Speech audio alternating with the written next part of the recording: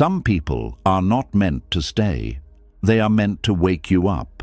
They enter your life like a blessing, touch places inside you that were sleeping, then leave in a way that makes you question everything. At first, you may call it loss, betrayal, rejection, or abandonment. But what if it was something deeper? What if their leaving was not the end of your peace, but the beginning of your awakening?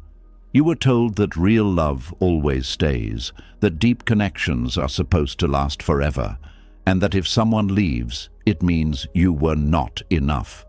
But if that were true, why do some people hurt you and still teach you?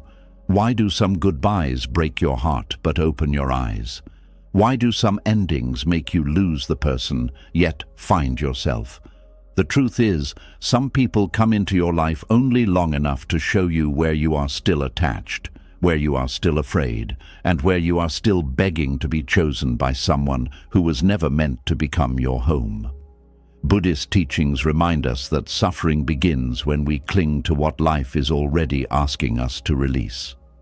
Tonight, as you listen to these teachings, something inside you will begin to loosen. The pain you have been holding will start to soften. The memories will stop feeling like chains, and the people you lost will no longer look like proof that you were abandoned. They will begin to look like mirrors, messengers, and awakenings sent to guide you back to yourself. This is not just a lesson about letting go. This is a transformation in how you understand love, loss, attachment, and the people who were never meant to stay. Are you ready? Let's begin. Some of the greatest pain in life does not come from losing people. It comes from realizing they were never meant to stay in the first place. And the hardest part is that the soul usually understands this long before the mind accepts it. That is why some connections leave behind confusion instead of closure, because they were never designed to complete your life. They were designed to wake up a part of you that had been sleeping for years. There is a quiet sadness that many people carry without fully understanding it. It is the sadness of trying to hold on to people who were only meant to pass through their lives like seasons. Some arrive to teach strength. Some arrive to expose insecurity. Some arrive to reveal how deeply you feared abandonment. Others arrive to show how much of yourself you were willing to sacrifice just to avoid being alone. But because the connection felt intense, emotional, and life-changing, you believed it was supposed to last forever. A painful truth that Buddhism teaches is that not every meaningful connection is permanent. Some souls enter your life for a very short period of time, yet leave behind lessons powerful enough to transform your entire future. The suffering begins when you mistake temporary purpose for permanent belonging. There are people who enter your life almost like mirrors. At first, they feel comforting, familiar, exciting. You feel seen by them in a way you have not felt before. You start believing they understand you completely, but slowly, without realizing it, they begin exposing hidden wounds inside you that were buried for years. Wounds you did not know were controlling your emotions, your fears, your relationships, and your sense of worth.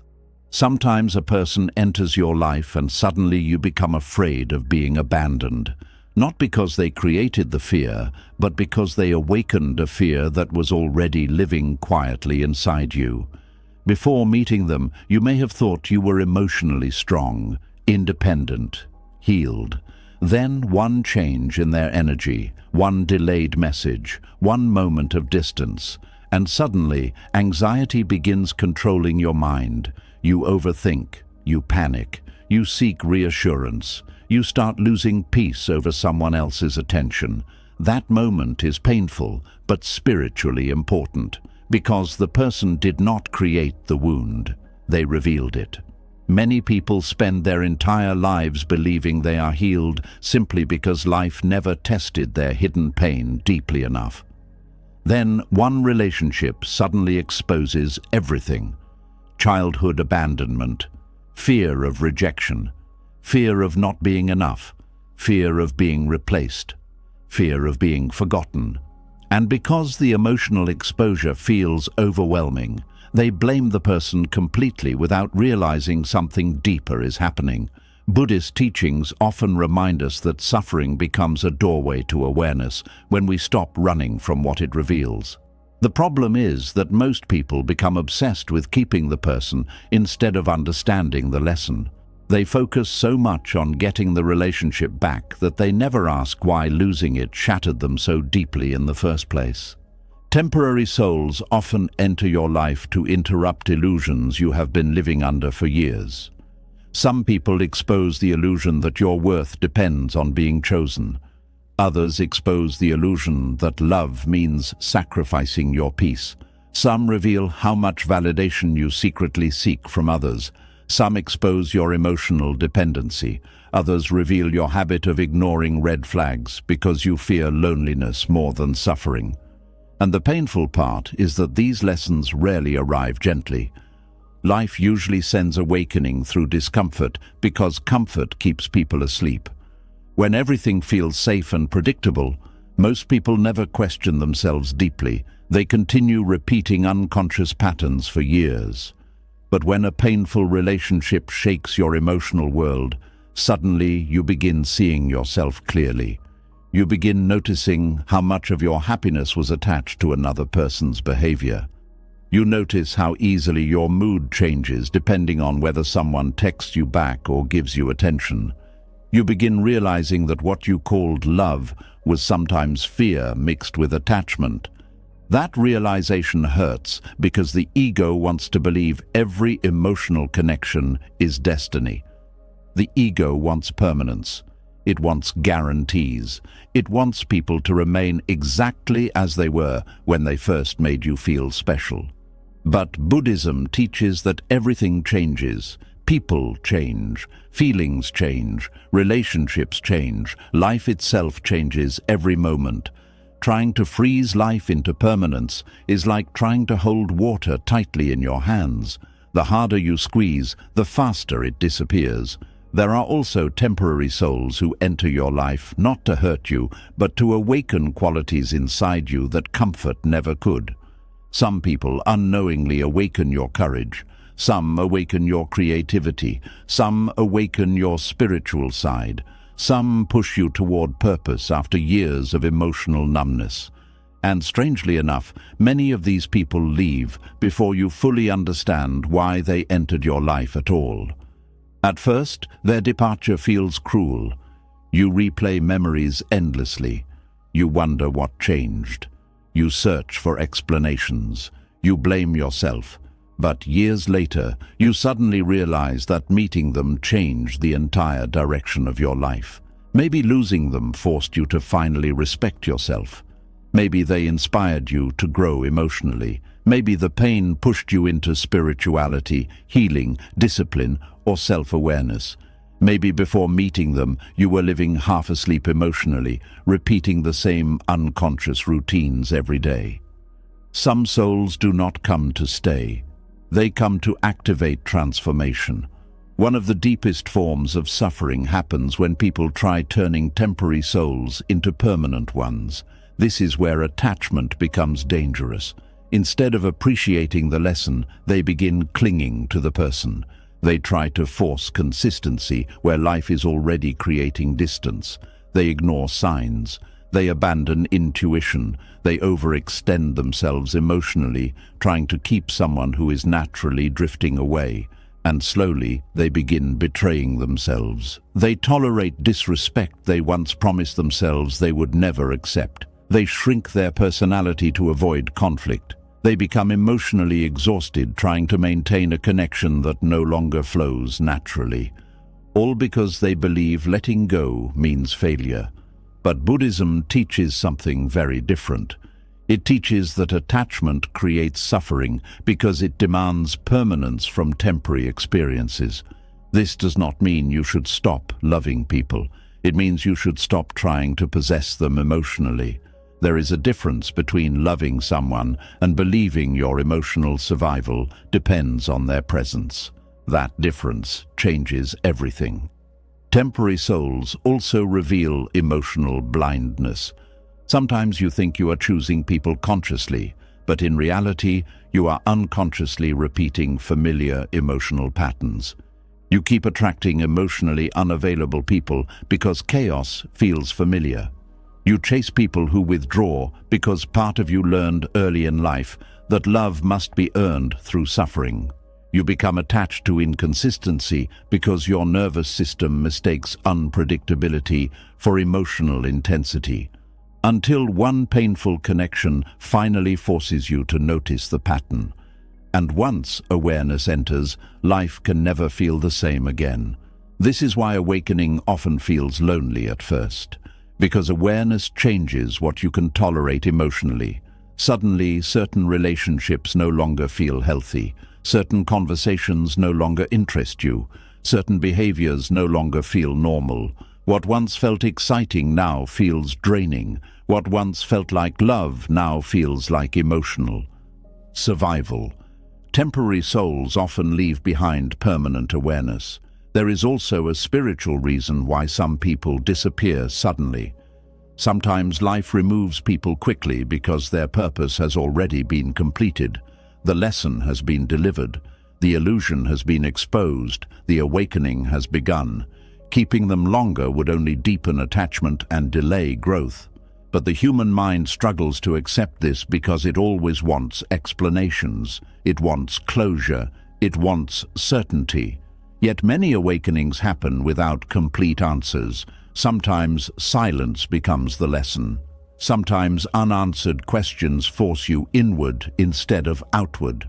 Instead of obsessing over another person's reasons, you begin exploring your own wounds, your own attachments, your own fears, and that inner exploration becomes the beginning of wisdom. One of the hardest things to accept is that not every connection is meant to become a lifelong story. Some are only a chapter, beautiful, painful, transformative, temporary, and there is nothing wrong with that. A flower does not fail because it blooms briefly. A sunset does not become meaningless because it disappears at night. Some things exist to awaken feeling, awareness, beauty, and transformation for a moment. Human connections can be the same. The suffering begins when you demand eternity from experiences that were only meant to touch your soul temporarily. Many people spend years angry at those who left them, without realizing those same people helped shape their emotional awakening. This does not mean every painful person deserves gratitude for harmful behavior. It simply means that sometimes growth hides inside experiences you never would have chosen willingly. Pain has a strange way of exposing truth. It reveals where you are emotionally dependent. It reveals what controls your peace. It reveals what you fear losing most. And once you see those truths clearly, healing can finally begin. That is why Buddhist wisdom does not teach emotional numbness. It teaches awareness. It teaches learning how to love deeply without losing yourself inside attachment. It teaches understanding that people can matter greatly and still not remain forever. And perhaps one of the most peaceful realizations in life is understanding this. Just because someone left does not mean the connection was meaningless. Some people complete their purpose in your life long before your heart is ready to let them go. In time, you begin seeing things differently. You stop viewing every ending as punishment. You stop believing abandonment defines your worth. You stop measuring love by duration alone.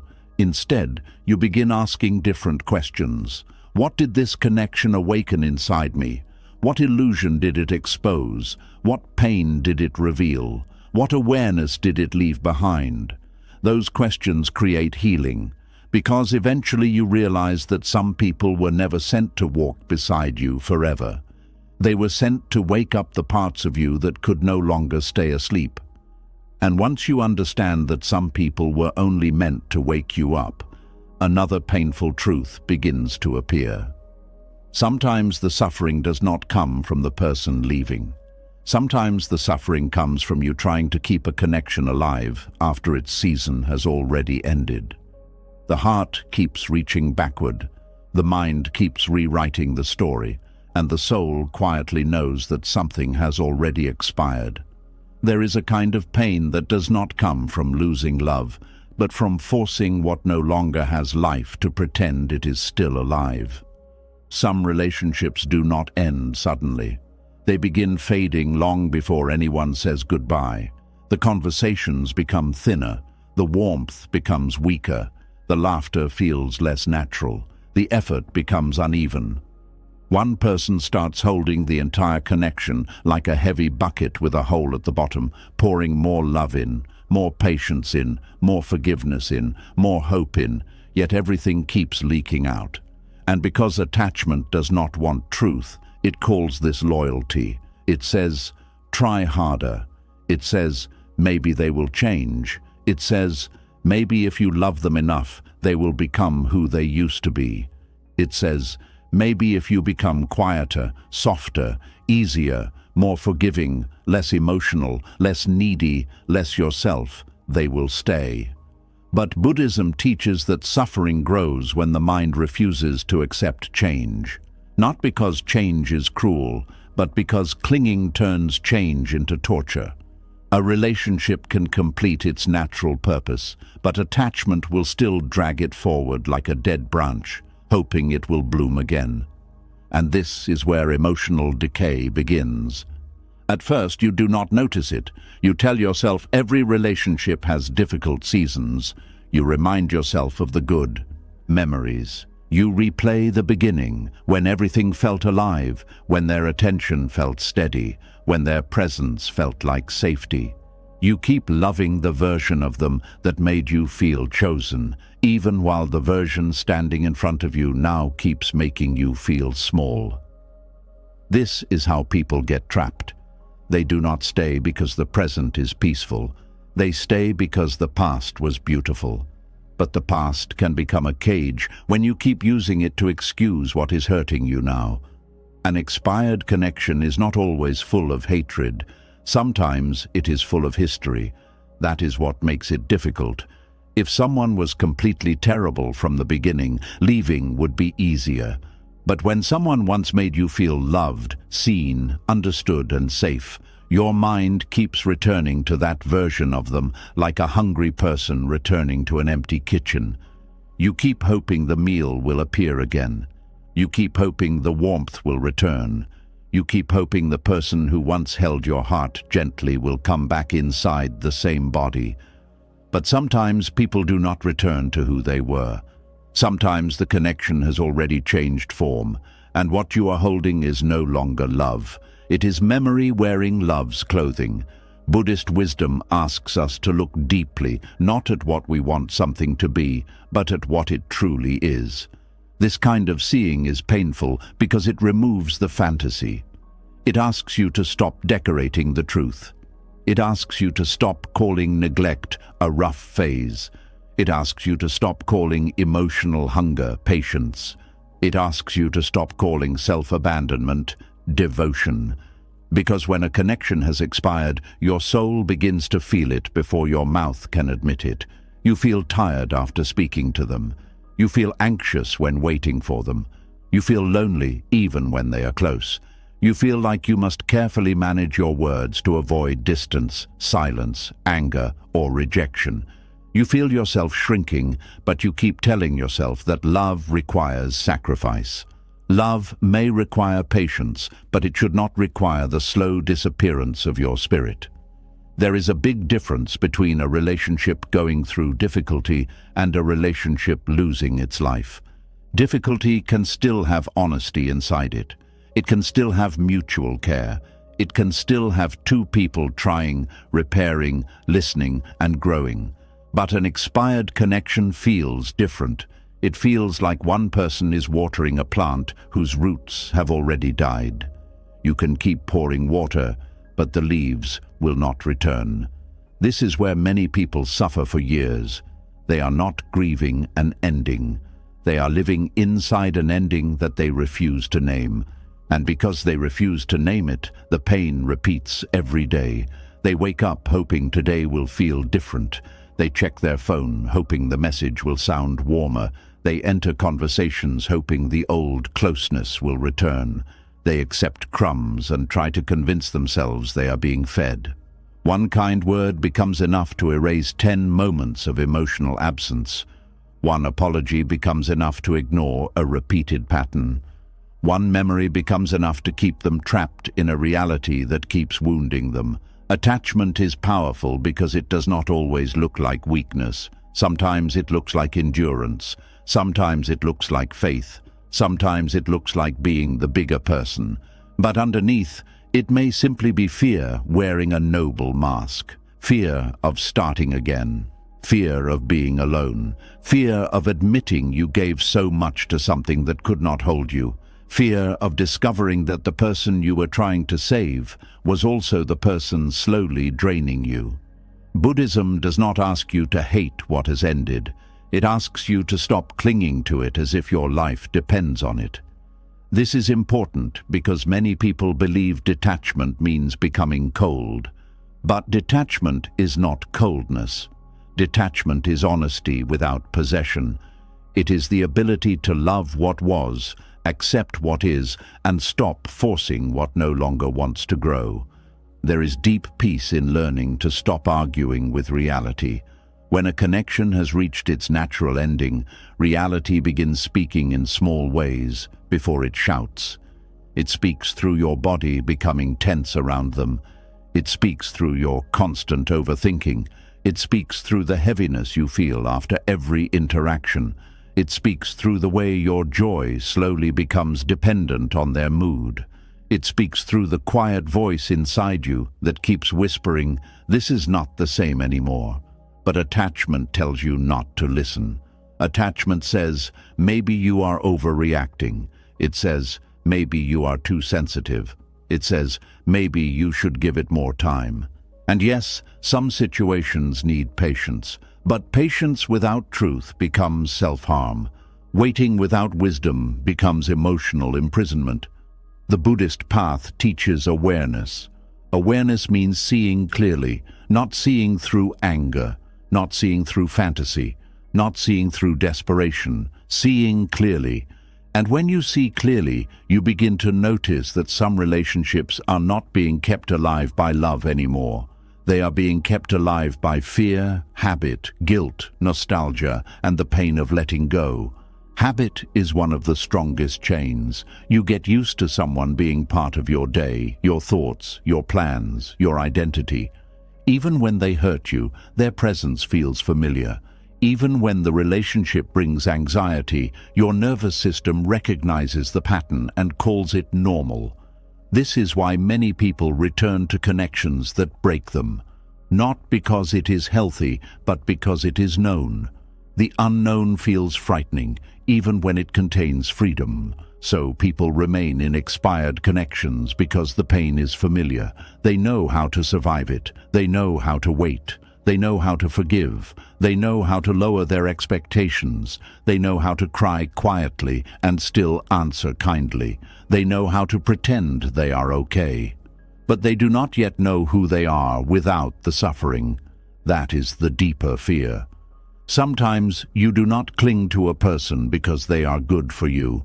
You cling because without them, you would have to meet the empty places inside yourself. You would have to face the silence. You would have to rebuild your identity. You would have to ask, who am I when I am no longer trying to be chosen? That question can feel terrifying, but it is also the beginning of freedom, because an expired connection takes more than your peace. It takes your attention. It takes your energy. It takes your ability to be present. It pulls you out of your own life and places you inside constant emotional negotiation. You are always measuring. Are they distant today? Are they warm today? Did I say too much? Did I ask for too much? Are they pulling away? Should I pull back too? Should I act like I do not care? This is not love. This is emotional survival. And the sad thing is, the longer you remain in this state, the more you forget what peace feels like. Chaos begins to feel normal. Anxiety begins to feel like passion. Inconsistency begins to feel like mystery. Silence begins to feel like punishment. Small affection begins to feel like a miracle. That is emotional decay. It does not always happen loudly. It happens slowly. You stop laughing the same way. You stop trusting your own feelings. You stop speaking honestly because honesty might create distance. You stop asking for what you need because you are afraid the answer will confirm what you already know. You begin choosing the relationship over your own inner safety. And every time you betray your truth to keep someone close, something inside you becomes weaker. Buddhism teaches that clinging creates suffering because clinging is a refusal to let life move. Everything in life has movement. Breath comes and goes. Seasons come and go. Emotions rise and fade. People enter, change, and sometimes leave. When you accept this movement, pain may still come, but it does not become prison. When you resist it, pain becomes identity. You begin saying, "I cannot live without them." But that is not love speaking. That is attachment forgetting your own strength. You lived before they arrived. You breathed before they chose you. You had a soul before their attention touched it. Their presence may have awakened something in you, but it did not create your worth. This is what attachment makes you forget. It makes one person feel like the source of your life, when they were only a visitor inside it. And when a visitor's time is over, keeping them locked inside your heart becomes suffering for both of you. There are connections that become heavy because their purpose has already been fulfilled. Maybe they came to teach you confidence. Maybe they came to show you your abandonment wound. Maybe they came to reveal your lack of boundaries. Maybe they came to show you that chemistry without peace is not love. But once the lesson has arrived, the soul starts preparing to move forward. The mind, however, keeps asking for more. More time, more signs, more explanations, more chances, more proof that the story is not finished. But sometimes the story is finished, and your pain is not proof that you should stay. Sometimes your pain is proof that you stayed past the ending. This is a hard truth, but a healing one. Because the moment you realize you are suffering not from love, but from forcing permanence, you begin to recover your power. You stop asking, "How do I make them stay?" and start asking, "Why am I holding on to what keeps hurting me?" That one question can change your life. It brings the focus back to you, not in a selfish way, but in an awakened way. Because as long as your entire mind is focused on keeping someone, you cannot see what the attachment is doing to your spirit. You cannot see how much peace you have traded for hope. You cannot see how much truth you have ignored to protect a fantasy. And fantasy is one of attachment's favorite hiding places. Fantasy says, "One day they will understand." Fantasy says, "One day they will love me properly." Fantasy says, "One day all this pain will be worth it." But Buddhist wisdom gently asks, what is happening now? Not what could happen if they changed. Not what might happen if they healed. Not what you wish they would become. What is happening now? Are you peaceful now? Are you respected now? Are you growing now? Are you becoming more yourself or less? The present moment is where truth lives. Attachment lives in the past and future. It uses the past to remind you of what once felt beautiful, and it uses the future to promise what might become beautiful again. But the present shows you the reality you keep avoiding, and if the present keeps hurting you, you must pay attention. This does not mean leaving everything the moment it becomes hard. It means learning the difference between a living connection that needs care and an expired connection that needs release. A living connection may struggle, but it still breathes. There is still effort. There is still respect. There is still repair. There is still emotional honesty. There is still a willingness from both sides. An expired connection survives mostly on memory, fear, and one-sided effort. And one-sided effort eventually becomes resentment. You may begin as the patient one, the forgiving one, the understanding one. But over time, your kindness becomes tired. Your compassion becomes mixed with bitterness. You start resenting them for not meeting you where you are, while secretly resenting yourself for staying where you are not valued. This is why forcing permanence creates emotional decay. It turns love into pressure. It turns care into control. It turns hope into obsession. It turns patience into self-neglect. It turns memories into chains. And the longer you force it, the harder it becomes to leave without anger. That is why Buddhism encourages letting go before the heart becomes poisoned. Release does not have to be dramatic. It does not have to be full of hatred. Sometimes release begins quietly. It begins when you stop chasing. It begins when you stop explaining your worth. It begins when you stop trying to revive conversations that keep dying. It begins when you stop using your soul as glue for something life has already separated. There is dignity in knowing when to stop pouring yourself into what no longer receives you. But dignity often returns slowly. At first, letting go may feel like losing. It may feel like giving up. It may feel like failure. That is because the ego measures love by how long you can hold on.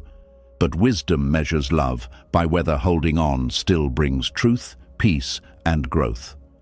Sometimes the bravest thing you can do is stop forcing a connection to be what it no longer is. And this does not erase the beauty that existed. That is important. Letting go does not mean the connection was fake. It does not mean the memories were meaningless. It does not mean you were foolish for loving them. It simply means the season has changed. A season can be real and still end. Rain can be needed and still stop. A person can be important and still not be meant to continue with you. When you understand this, your heart becomes softer, not harder. You stop needing to hate people in order to release them. You stop needing to destroy the memory in order to accept the ending. You allow the connection to be what it was without forcing it to become what it cannot be. That is maturity. That is detachment. That is peace beginning to return. The suffering created by trying to keep expired connections is not just emotional. It can affect your entire life. Your focus weakens, your sleep changes, your motivation fades, your body carries tension, your creativity dries up, your friendships suffer because your mind is always somewhere else. You become physically present in your life, but emotionally trapped in someone else's absence. This is why attachment can become a quiet thief. It steals your days while promising a future that may never arrive. It steals your confidence while telling you to wait for reassurance. It steals your clarity while feeding you confusion. It steals your self-respect while calling it love. And then one day, you look in the mirror and realize you have become tired in a way sleep cannot fix. That tiredness is often the soul, begging for release. Not because you stopped caring, but because caring has become a cage. And no love that cages your spirit can lead you to peace. Buddhist teachings do not tell you to close your heart. They teach you to open your eyes. Open your eyes to impermanence. Open your eyes to patterns. Open your eyes to the cost of clinging. Open your eyes to the quiet ways you abandon yourself when you are terrified of being abandoned by someone else. Because sometimes the person you are most afraid to lose has already lost you to anxiety, waiting, and emotional exhaustion. You may still be near them, but you are no longer near yourself. And coming back to yourself is the real beginning of detachment. Detachment does not always begin with a goodbye. Sometimes it begins with a deep breath and one honest sentence. This is hurting me more than it is helping me. That sentence may not end the connection immediately, but it ends the illusion. It brings your awareness back. It reminds you that your peace matters too. From there, you begin to stop forcing. You stop pulling on doors that only open from the other side. You stop begging for warmth from someone who keeps choosing distance. You stop dragging the past into the present and calling it hope. You stop confusing loyalty with staying where your soul is slowly becoming numb. And slowly the emotional decay begins to reverse. You feel small pieces of yourself returning. Your mind becomes clearer. Your body becomes lighter. Your spirit begins to breathe again. You may still miss them, but missing them no longer controls you. You may still love them, but love no longer means losing yourself. This is the quiet miracle of release. Not that you forget the person, but that you remember yourself. And once you remember yourself, you begin to understand why some connections had to expire. Not because they were worthless, but because they were complete. Their purpose had been served. Their lesson had been delivered. Their season had ended. The only thing left was your willingness to stop dragging what was already gone. Because some relationships become painful, not because they were never meaningful, but because you kept them beyond their natural ending. You tried to turn a lesson into a lifetime. You tried to turn a season into a home. You tried to turn a temporary soul into a permanent shelter. And Buddhism gently brings you back to the truth. Everything that begins will change. Everything that changes asks for awareness. Everything that ends asks for release. And everything you release with wisdom makes room for peace. So if there is a connection in your life that feels heavy, one that keeps asking you to abandon yourself just to keep it breathing, pause and listen deeply, not to fear, not to fantasy, not to memory. Listen to the quiet knowing beneath all of it. Your soul already knows what has expired, and the moment you stop forcing permanence, suffering begins to loosen its grip. Not all at once, not always easily, but gently, slowly, honestly. You begin to see that letting go is not the death of love. Sometimes it is the rescue of your own life, and perhaps that is the hardest part to accept. Some connections do not end because love was fake. They end because the lesson has already been completed. The suffering only deepens when you keep dragging something your soul has already outgrown. But once you stop forcing people to stay, another truth slowly begins to reveal itself. Sometimes being left behind becomes the very thing that finally brings you back to yourself. There is a certain kind of silence that arrives after abandonment, and at first it feels unbearable. The phone becomes quieter. The conversations disappear. The routines collapse. The person you once looked for is suddenly gone, and your mind keeps reaching toward an absence that no longer responds. It feels like standing in the middle of an emotional earthquake after everything familiar has fallen apart. In those moments, many people believe they are only experiencing loss, but hidden underneath that pain is something much deeper. There is an awakening beginning quietly inside them, because sometimes abandonment does what comfort never could. It forces you to finally meet yourself without distraction. When people feel emotionally secure inside a relationship, they often stop paying attention to themselves. Their focus shifts outward. Their happiness becomes connected to another person's presence, approval, attention, or consistency. Without realizing it, they slowly build their emotional home inside someone else. That is why abandonment feels so devastating. It is not only the loss of the person, it is the collapse of the identity you built around them. Suddenly, you no longer know who you are without the connection. The mornings feel strange. The silence feels heavier. Even ordinary things begin carrying emotional weight. A song reminds you of them. A place reminds you of them. A memory appears without warning and pulls your chest tight. The mind keeps searching for ways to undo what happened. It replays conversations. It searches for mistakes. It asks endless questions. Why did they leave? What changed? Was I not enough? Could I have saved it? But beneath all those questions, another question quietly waits to be noticed. Why did losing them make me lose myself too? That is where awakening begins, because abandonment has a painful way of exposing emotional dependence. It reveals how much of your identity was attached to being chosen. It reveals how much of your peace depended on someone else's presence. It reveals how deeply you feared standing alone with yourself. And although that realization hurts, it is also liberating. Before abandonment, many people live emotionally asleep. They do not notice how much validation controls them. They do not notice how often they abandon their own needs to maintain connection. They do not notice how much of their worth depends on feeling wanted. Everything seems fine as long as someone stays. But once someone leaves, all the hidden emotional cracks suddenly become visible. This is why heartbreak often feels bigger than the relationship itself. The pain is not only about the person, it is about every wound the abandonment awakens. Old fears rise to the surface. Childhood rejection returns. Forgotten insecurities begin speaking again.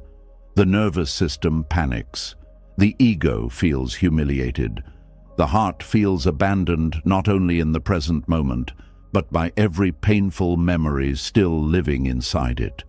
Buddhist teachings often explain that suffering becomes transformation when awareness enters pain instead of running from it. The problem is that most people spend the entire abandonment trying to get the person back instead of understanding what the pain is trying to teach them. So they chase, they beg, they over-explain, they blame themselves, they search for closure, they wait for messages, they replay memories endlessly. And in the process, they unknowingly delay their own awakening. Because abandonment changes, meaning the moment you stop seeing it only as rejection and begin seeing it as revelation. Sometimes being left behind reveals how little you respected yourself. Sometimes it reveals how much emotional neglect you tolerated.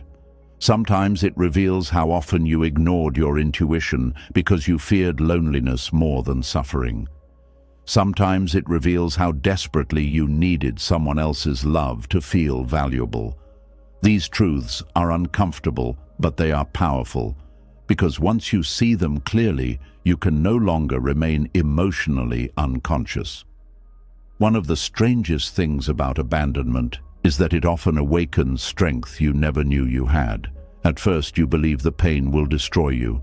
The nights feel endless. Your chest feels heavy. Even small tasks feel exhausting. But slowly, something begins happening beneath the grief. You start surviving days you thought would break you. You begin carrying pain you once believed was impossible to endure, and without realizing it, resilience begins growing quietly inside you. This is one reason why suffering changes people so deeply. Not because pain itself is beautiful, but because surviving pain reveals hidden capacities within the human spirit. Comfort rarely forces people to discover their inner strength. Comfort allows people to stay emotionally dependent for years without noticing it. But abandonment removes the illusion of safety and pushes you inward. At first, going inward feels frightening. You meet emotions you avoided for years: loneliness, fear, shame, anger, insecurity, grief, regret. But eventually, after enough tears and silence, something important happens. You stop searching outside yourself for rescue. You begin listening to yourself. This is where emotional independence begins quietly forming. Not in dramatic ways, not overnight, but slowly. You begin noticing that you can survive difficult emotions without immediately needing someone to soothe them. You begin realizing that your worth does not disappear because one person walked away. You begin discovering parts of yourself that existed long before the relationship ever began. This changes everything, because before awakening, many people believe love is supposed to complete them. But abandonment often teaches the opposite lesson. It teaches that no relationship can permanently stabilize a person who has abandoned themselves internally. This is why some people move from relationship to relationship, carrying the same suffering everywhere.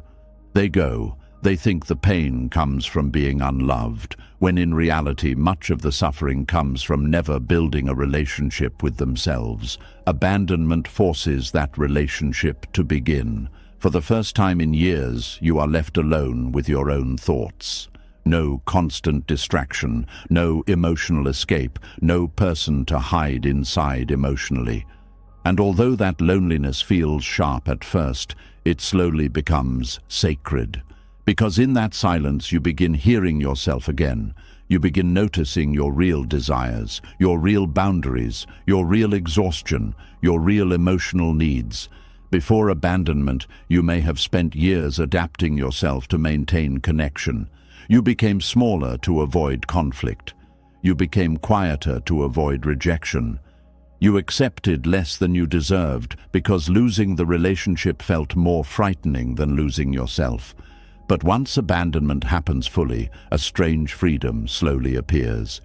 There is no more role left to perform, no more exhausting emotional negotiation, no more waiting for approval, no more shrinking yourself to remain loved. The loss hurts deeply, but the performance finally ends, and that ending creates space for authenticity. This is why many people eventually become stronger after heartbreak than they were before love. Before the pain, they often lived unconsciously, shaped entirely by fear of abandonment. After the pain, they begin building a life rooted in self-respect instead of emotional dependency. At first, however, the ego resists this awakening. The ego wants revenge. It wants validation. It wants the person to regret leaving. It wants proof that you mattered. And this is normal. Human beings naturally want reassurance after rejection. But Buddhism gently teaches that true healing does not come from making someone else realize your value. True healing begins when you realize your value without needing their recognition. That realization is one of the deepest forms of freedom, because many people spend years trying to be chosen by others while never truly choosing themselves. They wait for love to confirm their worth. They wait for attention to confirm their attractiveness. They wait for commitment to confirm their importance. But abandonment disrupts this illusion violently. It forces the painful question forward. If someone leaves me, do I still believe I am worthy? Most people do not realize how fragile their self-worth is until abandonment tests it. This is why being left behind can become such a powerful spiritual turning point. It exposes every place where your identity depended on external validation. And once exposed, healing can finally begin. Healing does not mean becoming emotionally numb. It means becoming emotionally rooted. There is a difference. Numbness closes the heart. Rootedness strengthens it. A rooted person can still love deeply, but they no longer collapse when someone leaves. Their identity is not built entirely on external attachment anymore. Their peace does not disappear every time another human changes emotionally. This kind of inner stability usually develops through suffering, not comfort. Comfort often keeps people dependent. They avoid difficult truths because the relationship still gives temporary emotional relief. But abandonment removes the comfort suddenly. It strips away distractions. It leaves you face to face with your inner world. And although that confrontation feels brutal at first, it eventually becomes clarifying. You start seeing patterns you ignored before. You notice how often you confused intensity with love. You notice how often you accepted inconsistency because you feared emptiness. You notice how often you abandoned your intuition to preserve connection. And slowly, your standards begin changing, not from bitterness, not from anger, but from awareness. This is why many awakened people become quieter after abandonment. Not because they no longer care about love, but because they finally understand the cost of losing themselves inside attachment. They become more careful with their energy, more honest about red flags, more protective of their peace, more willing to walk away from emotional instability. This is not coldness, this is wisdom earned through pain. One of the most important awakenings hidden inside abandonment is self-respect. Before heartbreak, many people believe self-respect means confidence or pride. But true self-respect is much deeper. It is the willingness to stop chasing what keeps hurting you. It is the courage to stop begging for what should be freely given. It is the ability to recognize when love is costing your dignity. Abandonment often becomes the moment where people finally discover this lesson. Not immediately. At first, they still want the connection back. They still romanticize the past. They still hope things will return to how they were. But eventually, exhaustion creates clarity. One day, they become tired of abandoning themselves just to remain emotionally connected to someone unavailable. And in that moment, something powerful shifts internally. They stop asking, "How do I make them love me again?" and start asking, "Why did I believe I had to earn basic care in the first place?" That question changes lives, because many people unknowingly build relationships around emotional hunger instead of mutual peace. They become addicted to earning affection. The uncertainty creates emotional obsession. Small moments of validation begin feeling intoxicating because the relationship itself feels unstable.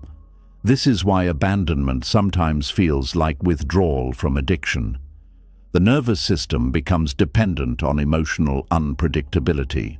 The highs and lows create attachment chemistry that feels powerful, but underneath it is usually fear, inconsistency, and emotional insecurity. Once abandonment interrupts that cycle, the body initially panics. But over time, stability begins returning. The mind becomes clearer. The emotional chaos settles, and for the first time in a long time, peace starts feeling possible again. This is one reason why many people eventually look back at painful endings with surprising gratitude. Not because the abandonment itself was enjoyable, but because it forced growth that comfort never would have created. Some people only begin respecting themselves after someone leaves them. Some only begin healing childhood wounds after heartbreak exposes them. Some only begin building boundaries after emotional pain becomes unbearable. Some only begin discovering their purpose after loss completely rearranges their identity.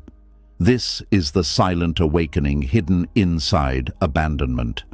At first, it looks like destruction, but underneath, transformation is quietly beginning. The old version of you starts collapsing. The version addicted to external validation. The version terrified of loneliness. The version willing to sacrifice peace for attention. The version constantly seeking reassurance from emotionally unavailable people. That version begins dying slowly. And although ego experiences this as suffering, the soul experiences it as liberation. Buddhist teachings often explain that attachment creates illusion because it convinces you that your stability depends on external conditions remaining permanent. But nothing external remains permanent. People change, feelings shift, relationships evolve, life moves constantly. So if your entire emotional foundation depends on another person never changing, suffering becomes inevitable. Abandonment reveals this truth painfully but honestly, and honesty is necessary for awakening, because once you stop depending entirely on external love to feel whole, a different kind of peace begins forming, a quieter peace, a more stable peace, one rooted inside awareness rather than possession. This does not mean you stop loving people. It means your survival no longer depends on their presence. That difference is freedom. Many people never experience true emotional independence because they spend their entire lives trying to escape loneliness through attachment. They constantly need someone emotionally close in order to feel safe. So they tolerate unhealthy dynamics rather than face themselves alone. But abandonment forces solitude into their lives. And solitude becomes a teacher. At first, solitude feels empty, then uncomfortable, then reflective, then healing. Eventually, solitude stops feeling like punishment and starts feeling like space. Space to breathe, space to think clearly, space to rediscover your identity without constant emotional pressure, space to hear your intuition again. This is why many spiritually awakened people eventually become grateful for periods of loneliness. Those lonely seasons often rebuilt them from the inside out.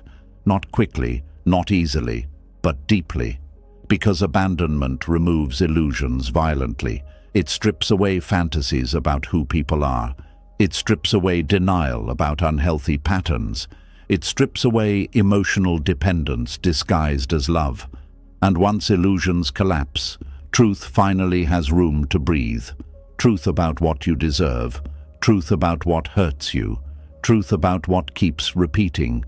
Truth about the ways you abandon yourself when afraid of abandonment from others. This level of awareness changes relationships forever. You stop chasing emotionally unavailable people. You stop begging for consistency. You stop trying to convince others to value you. You stop confusing emotional chaos with deep connection. You stop tolerating disrespect because attention alone no longer feels enough. And, perhaps most importantly, you stop seeing abandonment as proof of your unworthiness. This is one of the deepest shifts of all, because before awakening, abandonment feels personal. It feels like evidence that you were not lovable enough, attractive enough, important enough, or valuable enough. But eventually, awareness reveals something deeper.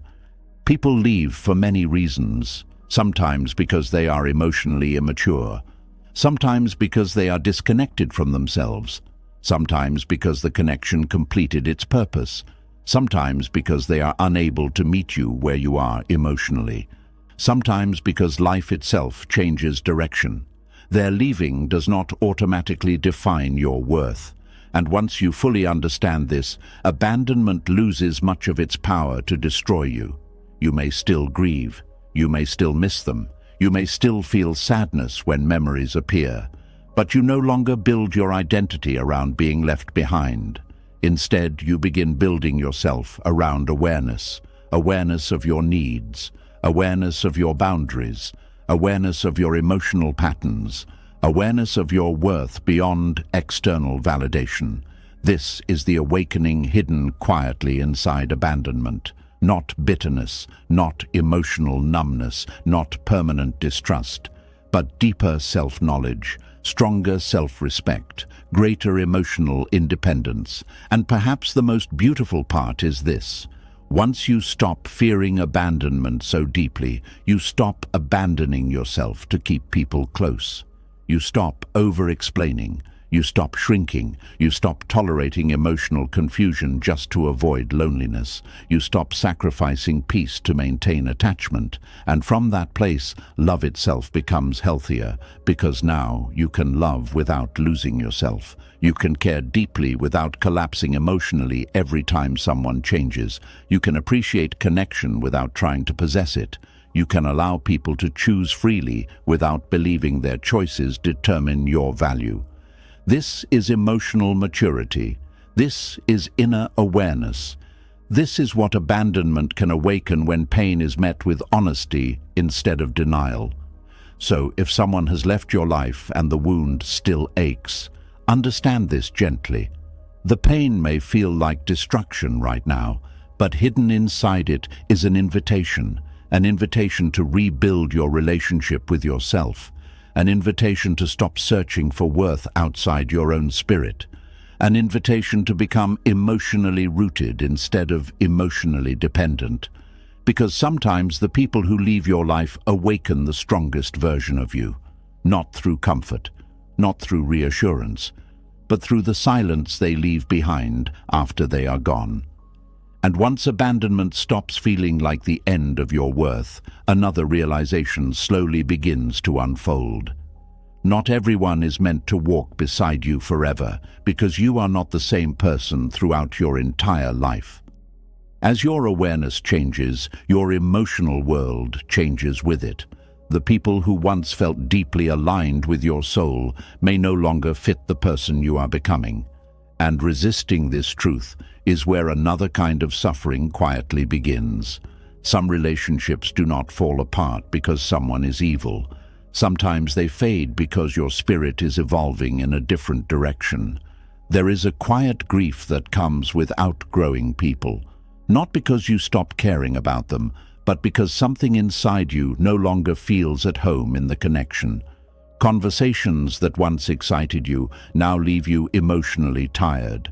Places that once felt comforting now feel heavy. Behaviors you once ignored now disturb your peace. You begin sensing distance even when nothing dramatic has happened. And this confuses many people because they think every relationship must end through betrayal, conflict, or disaster.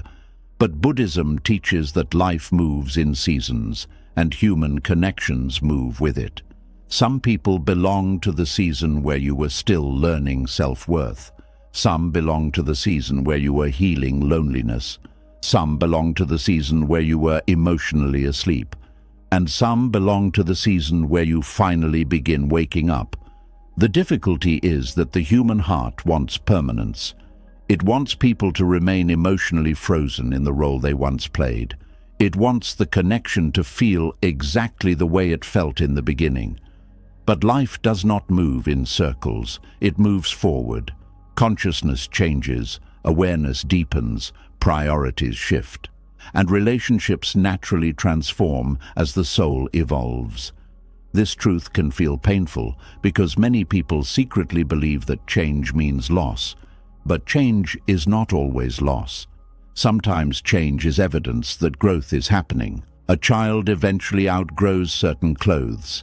A tree eventually outgrows the pot it started in. And human beings eventually outgrow certain emotional environments. This does not make the old season worthless. It simply means it was temporary. One of the biggest causes of emotional stagnation is trying to force old versions of yourself to survive through relationships that no longer align with who you are becoming. You keep returning to people who fit your old wounds because they feel familiar. You keep maintaining dynamics that match your previous level of consciousness because growth feels uncertain.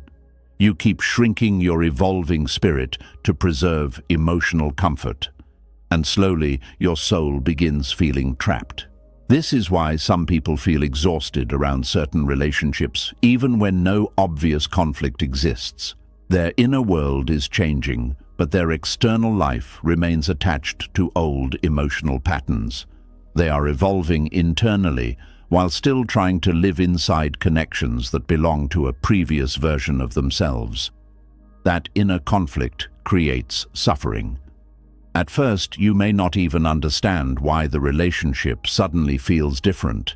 You may blame yourself for becoming distant. You may feel guilty for needing space. You may try harder to reconnect emotionally, hoping things will feel natural again. But underneath, something deeper is happening. Your awareness is shifting. The things that once entertained you no longer fulfill you. The conversations that once distracted you no longer nourish you. The emotional games that once felt exciting now feel draining. You begin craving honesty, peace, depth, and emotional safety in ways you never did before. And because of this shift, certain people naturally change roles in your life. Some become distant. Some become temporary, some become teachers instead of companions, some become memories instead of daily presence. This is one of the hardest spiritual lessons to accept because attachment wants every meaningful connection to remain permanent. But Buddhism teaches impermanence not as punishment, but as reality. Everything changes form over time. Relationships are not excluded from this truth. Even the people you deeply love may not stay connected to you in the same way forever. This does not mean love failed. It means life continued moving. Many people resist emotional seasons because they confuse endings with rejection. They think if a relationship changes, something must be wrong. But not every distance is betrayal. Sometimes people are simply no longer growing in the same direction. One person may begin seeking peace while the other still seeks chaos. One may become more self-aware while the other remains emotionally unconscious. One may start healing while the other avoids inner work completely. And over time, the connection naturally changes shape. This can feel heartbreaking because emotionally you still remember the old closeness. You remember the laughter, the understanding, the familiarity, but memory alone cannot sustain alignment. People are not meant to remain emotionally identical forever. The Buddhist understanding of emotional seasons teaches something very freeing. Relationships are not only about attachment, they are also about timing, growth, consciousness, and purpose. Some people enter your life to support one chapter, not the entire story. And when that chapter ends, forcing the relationship to remain unchanged creates emotional stagnation. You stop growing because you are too busy preserving the past. This happens often in friendships, romantic relationships, and even family connections. A person who once understood you deeply may no longer understand the person you are becoming. At first, you may desperately try to explain yourself. You try to pull them into your new awareness. You try to recreate old closeness. But slowly, you realize something difficult. Not everyone is meant to evolve beside you forever. This realization hurts because humans naturally fear separation. We attach identity to continuity. We feel safe when things stay familiar.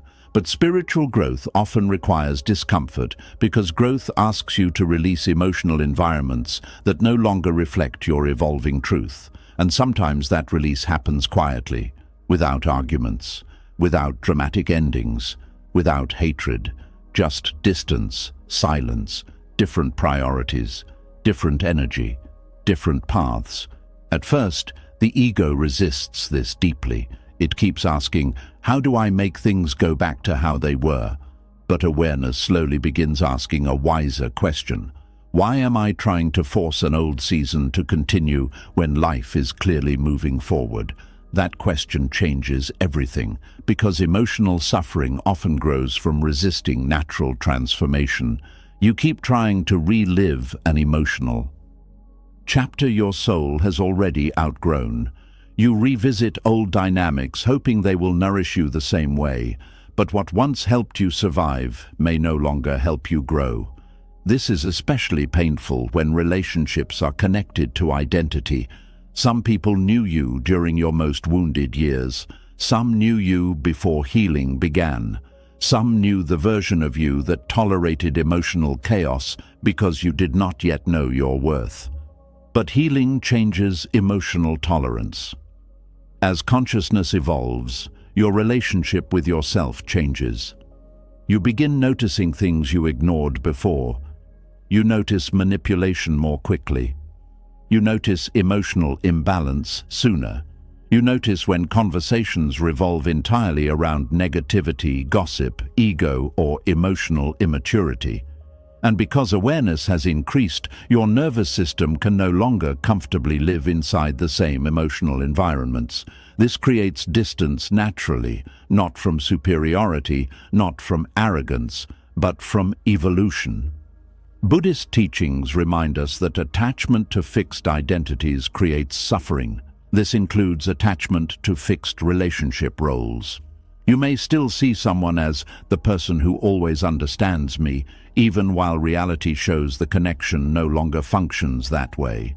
You may still see yourself as emotionally dependent on someone whose role in your life has already changed.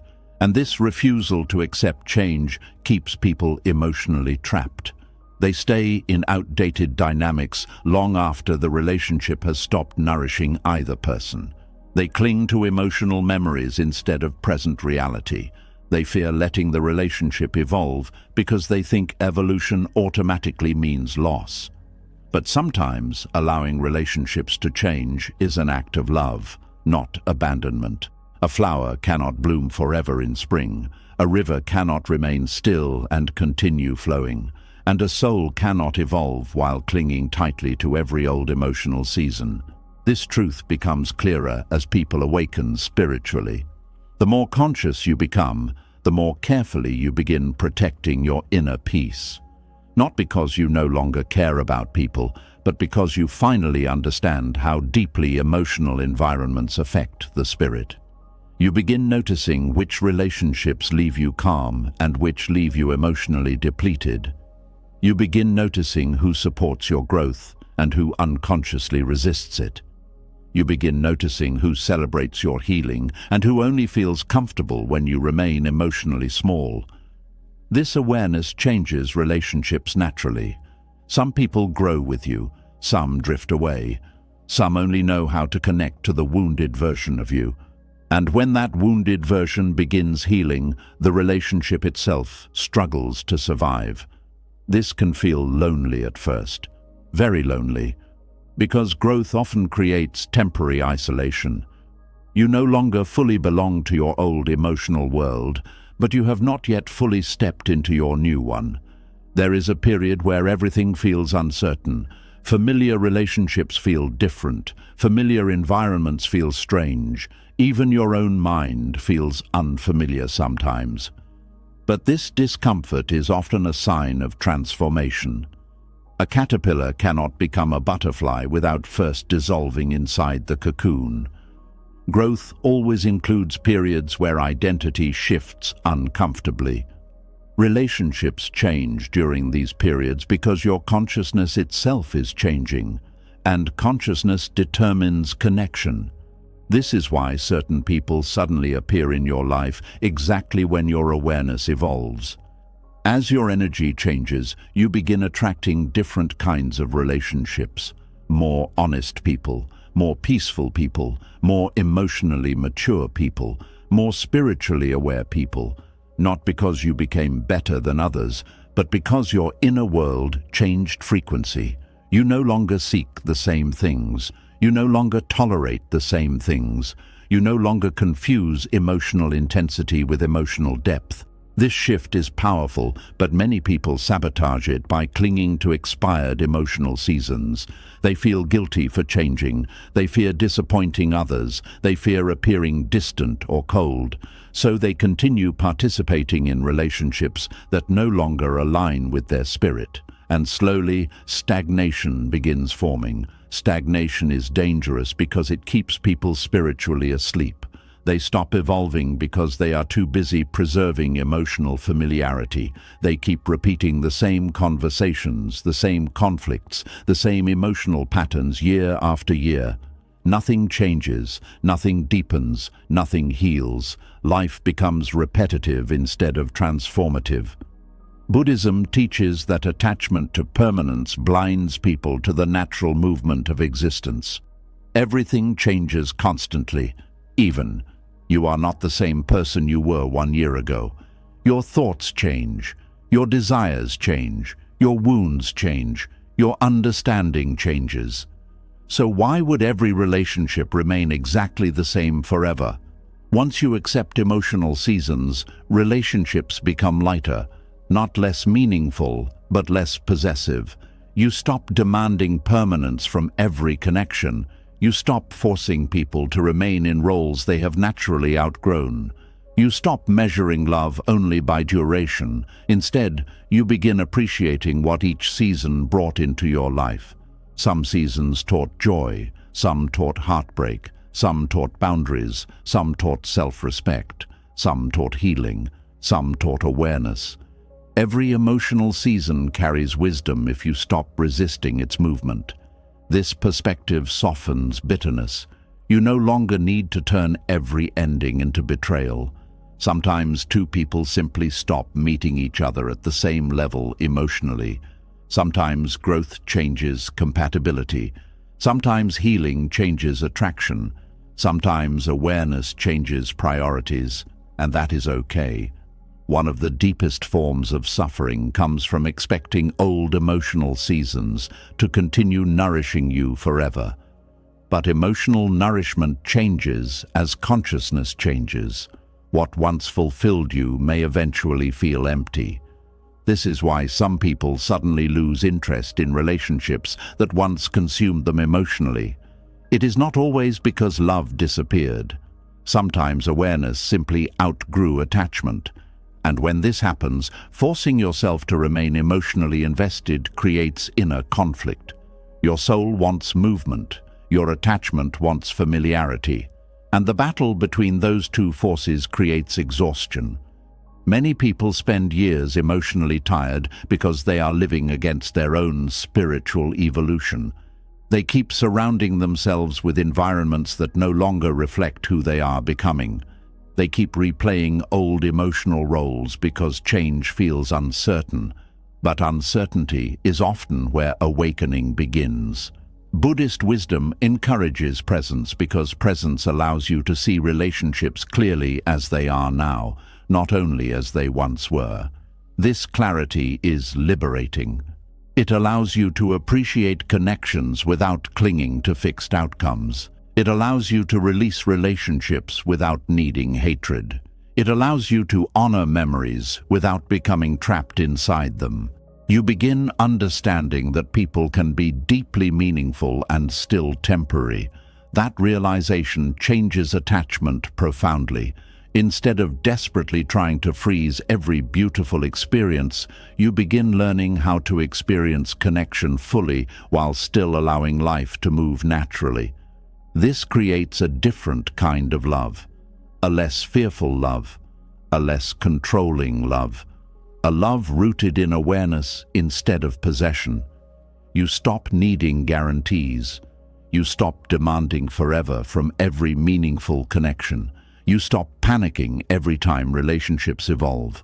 And because of this, emotional freedom slowly enters your life. Freedom to grow, freedom to change, freedom to let others change too, freedom to honor seasons without forcing them to last beyond their natural purpose. This freedom does not remove grief completely. You may still feel sadness when people drift away. You may still miss old versions of relationships.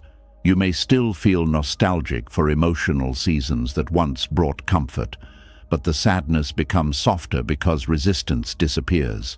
You stop fighting reality. You stop demanding that life remain emotionally frozen.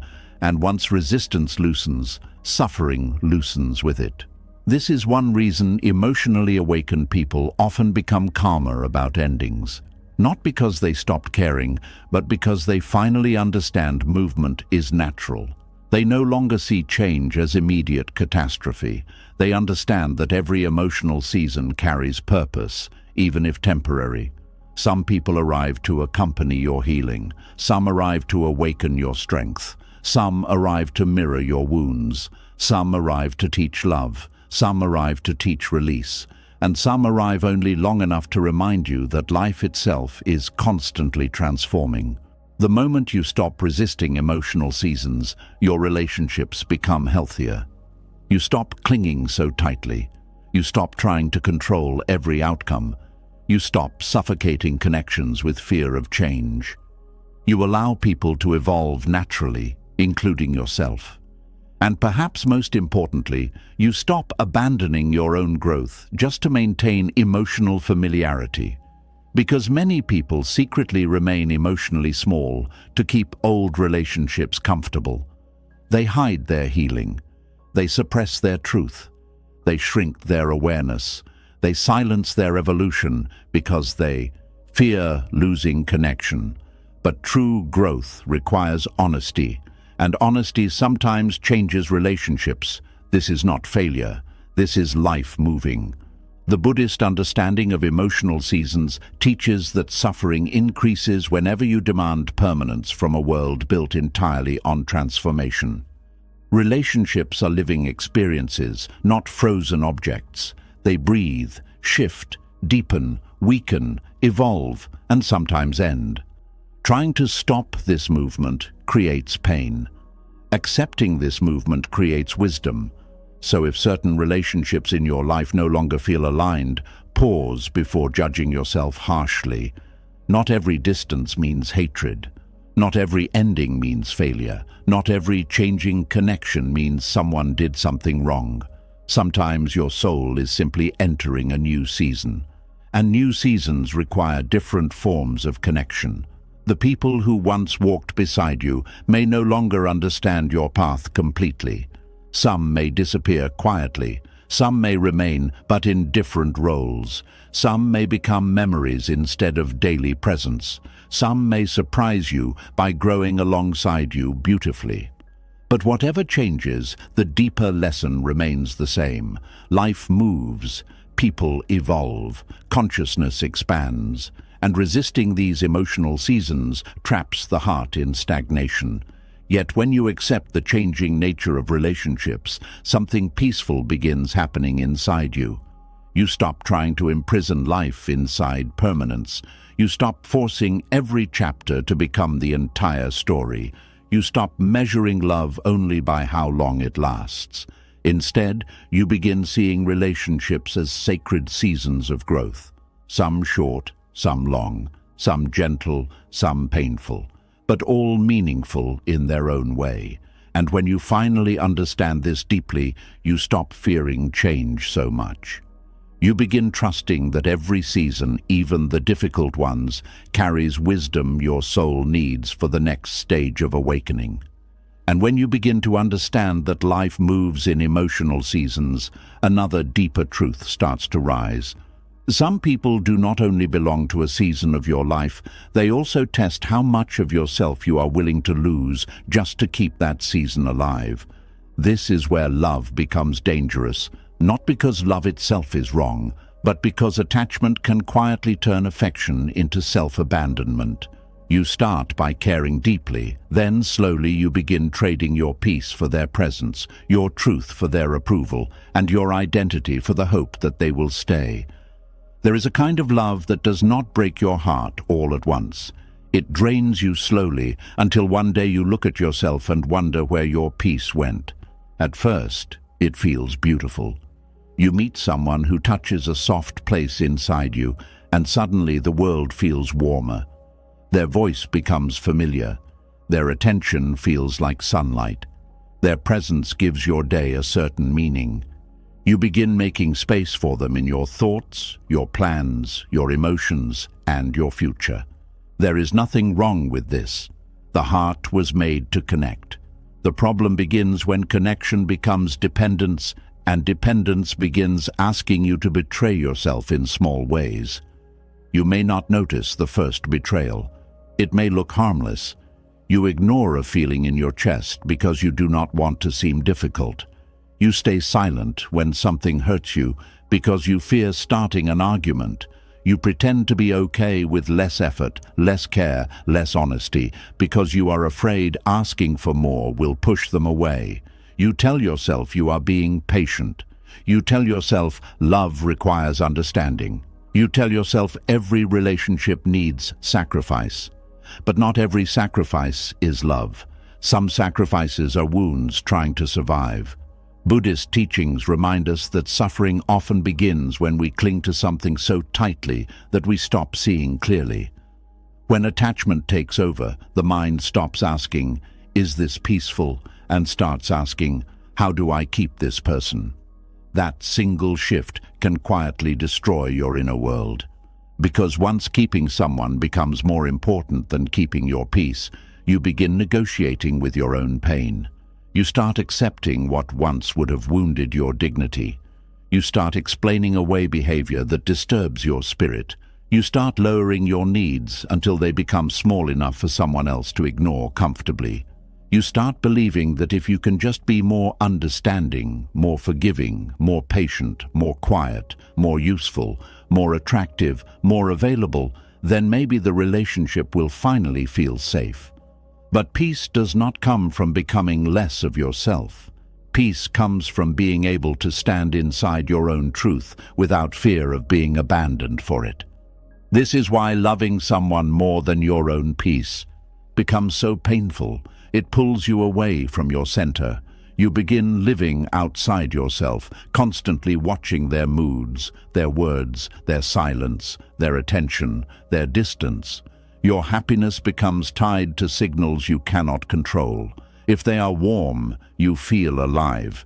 If they are distant, your whole day collapses. If they respond quickly, you feel chosen.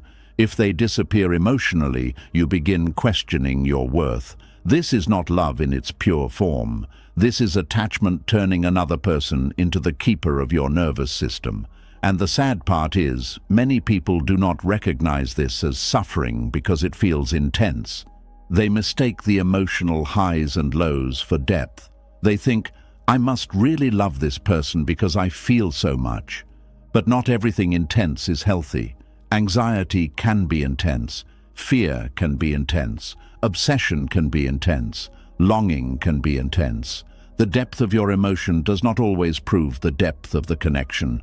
Sometimes it proves the depth of the wound being touched. True love may move you deeply, but it should not make you disappear from yourself.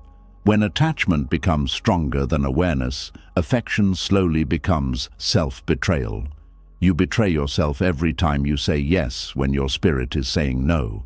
You betray yourself every time you accept confusion because clarity might force you to make a decision.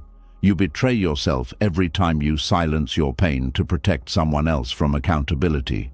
You betray yourself every time you choose the comfort of their presence over the honesty of your own heart. And self-betrayal has a cost. At first, the cost is small, a little anxiety, a little overthinking, a little sadness you hide from others. Then it grows. You begin losing sleep. You lose focus. You lose interest in things that once gave you joy. Your body becomes tense. Your mind becomes busy. Your spirit becomes tired. You may still call it love, but deep inside, something knows you are not at peace. This is the moment many people ignore because the truth feels too expensive. If they admit the relationship is costing their peace, then they may have to change something. They may have to stop chasing. They may have to speak honestly. They may have to set a boundary. They may have to let go. And sometimes, people would rather suffer in familiar attachment than face the unknown freedom of choosing themselves. So they stay. They stay emotionally available to someone who is emotionally inconsistent. They stay loyal to someone who only gives partial effort. They stay open to someone who keeps them confused. They stay hopeful because leaving would feel like admitting the love they gave was not enough to save the connection. But love is not supposed to be a rescue mission where you drown trying to keep another person afloat. Buddhist wisdom teaches compassion, but compassion does not mean carrying another person at the cost of your own suffering. Compassion must include yourself. Many people forget this. They think being loving means being endlessly tolerant. They think being spiritual means never walking away. They think having a good heart means giving people unlimited access to their energy, no matter how much pain it creates. But a heart without boundaries becomes a place where suffering enters freely. There is nothing noble about losing yourself in the name of love. There is nothing enlightened about staying where your peace is constantly disturbed. There is nothing spiritual about abandoning your own well-being so another person can remain comfortable with your silence. Real love does not demand the death of your inner peace. This does not mean love will never be difficult. Every meaningful relationship will face uncomfortable moments. People misunderstand each other. People make mistakes. People carry wounds. But there is a difference between temporary discomfort and repeated emotional erosion. One asks for patience. The other asks for awakening. Temporary discomfort still contains care. There is repair. There is honesty. There is mutual effort. There is willingness to understand. But emotional erosion feels like slowly becoming smaller. You keep bending until your own shape disappears. You keep forgiving without change. You keep listening without being heard. You keep giving without receiving enough tenderness to feel safe. That is not a rough season. That is your spirit being worn down. And the body often knows before the mind admits it. You feel tightness when their name appears. You feel nervous before speaking honestly. You feel relief when they are kind, but the relief does not last, because part of you is always waiting for the next distance, the next silence, the next emotional withdrawal. Your peace becomes temporary, dependent on whether they are gentle today.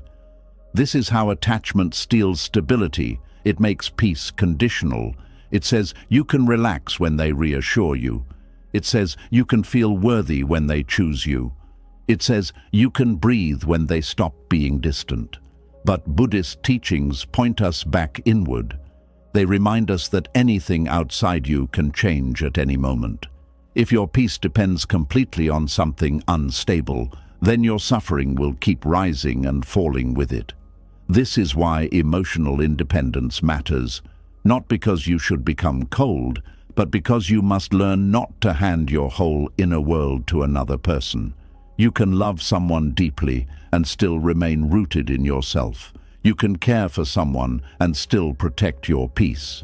You can want someone in your life without making them the owner of your happiness. The problem begins when wanting becomes needing, and needing becomes fear. Fear makes you abandon yourself.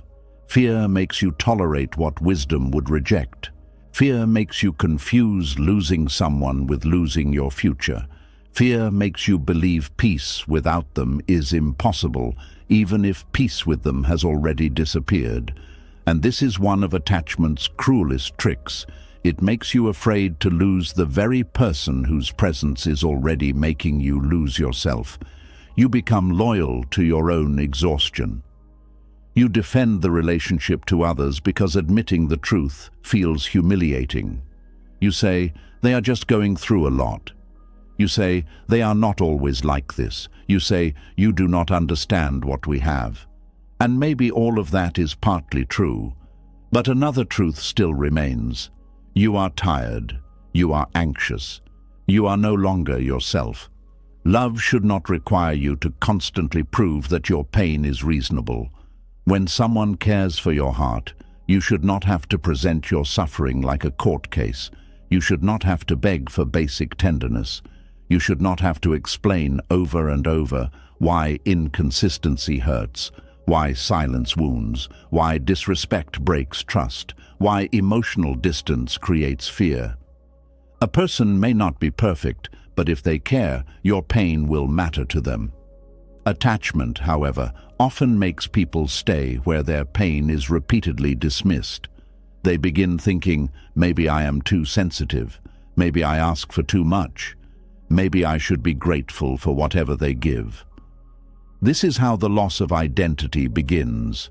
You no longer trust your own feelings. You start measuring your needs through someone else's limited capacity to meet them. If they cannot love you properly, you assume your needs are excessive instead of realizing the connection may not be healthy for your spirit. This is how people become strangers to themselves. They forget what they like. They forget what they need. They forget how they used to laugh before the relationship became heavy.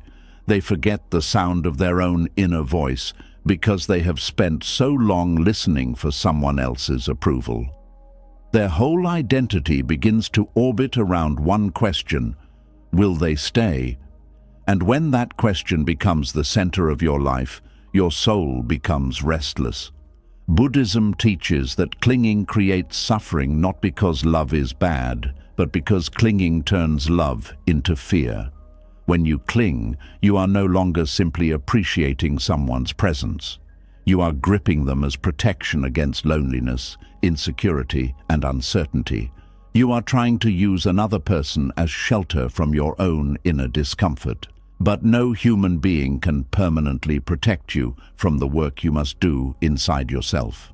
This is why loving someone more than your own peace often reveals a deeper wound. You may think the pain is about the person, but underneath, it may be about the fear of not being chosen, the fear of being alone, the fear of being replaced, the fear that if this connection ends, it proves something terrible about your worth. And as long as those fears remain unconscious, attachment will keep feeling like love. But once awareness enters, you begin seeing differently. You begin asking, am I loving this person freely? Or am I clinging because I am afraid? Am I staying because there is peace here, or because leaving would force me to face myself? Am I being patient, or am I betraying my truth? Am I giving from love, or giving from fear that I will be abandoned if I stop? These questions are uncomfortable, but they are healing. They bring you back from fantasy into truth. And truth, even when painful, is kinder than illusion. Illusion lets you keep suffering while pretending things are fine. Truth may break your heart for a moment, but it also begins freeing your spirit. It shows you where you have crossed from love into self-abandonment. It shows you where your compassion has lost balance. It shows you where you need to return to yourself. Returning to yourself does not always mean leaving immediately. Sometimes it begins with honesty. You admit what hurts. You stop pretending confusion is peace.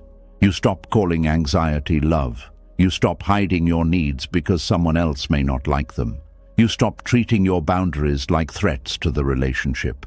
You begin listening to the quiet part of you that has been whispering, "I cannot keep living like this." That whisper is important. It is not bitterness. It is not weakness. It is your inner wisdom trying to protect what attachment has been ignoring. Many people wait until they are completely broken before they listen to that inner voice. They wait until their body becomes tired, their mind becomes foggy, their joy disappears, and their self-respect feels far away. But awakening does not require total destruction. You can listen before the pain becomes unbearable.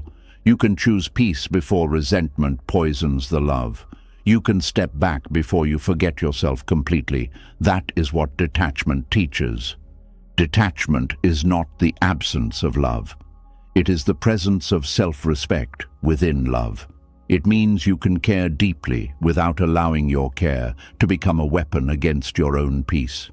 It means you can love someone without placing your entire identity in their hands.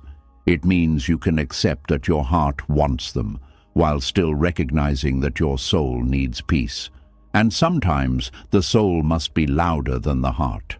The heart remembers. The heart hopes. The heart wants what felt beautiful to return. The heart is tender, and that tenderness is not wrong. But the soul sees the cost. The soul sees when love has become waiting. The soul sees when affection has become fear. The soul sees when staying connected means staying wounded. This is why inner conflict becomes so strong. One part of you wants to hold on. Another part of you is exhausted from holding on. One part says, "I love them." Another part says, "But I am losing myself." And between those two voices, many people remain stuck for years. Buddhist awareness invites you to sit with both voices without running from either. Do not shame yourself for loving them. Do not shame yourself for being tired. Just see clearly. See the love. See the pain. See the hope. See the cost. See the truth of what the connection is doing to your inner life. Clarity is the beginning of freedom. Because once you clearly see that something is costing your peace, you can no longer fully hide from that knowledge. You may still struggle. You may still feel attached. You may still miss them. But a light has turned on inside you, and once awareness begins, unconscious suffering loses some of its power. You begin noticing the moments where you abandon yourself. You notice when you say, "It is okay," but your body knows it is not. You notice when you forgive too quickly just to avoid distance. You notice when you accept less because you fear asking for more. You notice when your mind turns one small act of kindness into proof that everything is fine, even though the pattern remains unchanged. This noticing is sacred. It may not feel dramatic, but it is transformation beginning. Many people think awakening means becoming instantly strong. But often, awakening begins as a quiet sadness. The sadness of realizing you have been participating in your own pain. The sadness of seeing how much peace you gave away. The sadness of understanding that love became a place where you kept disappearing. But do not turn that sadness into self-hatred. You were not foolish for loving deeply. You were human. You wanted connection. You wanted safety. You wanted to believe in someone. You wanted the beautiful beginning to become the whole story. There is tenderness in that. The lesson is not to punish yourself for loving. The lesson is to learn how to love without abandoning your own soul.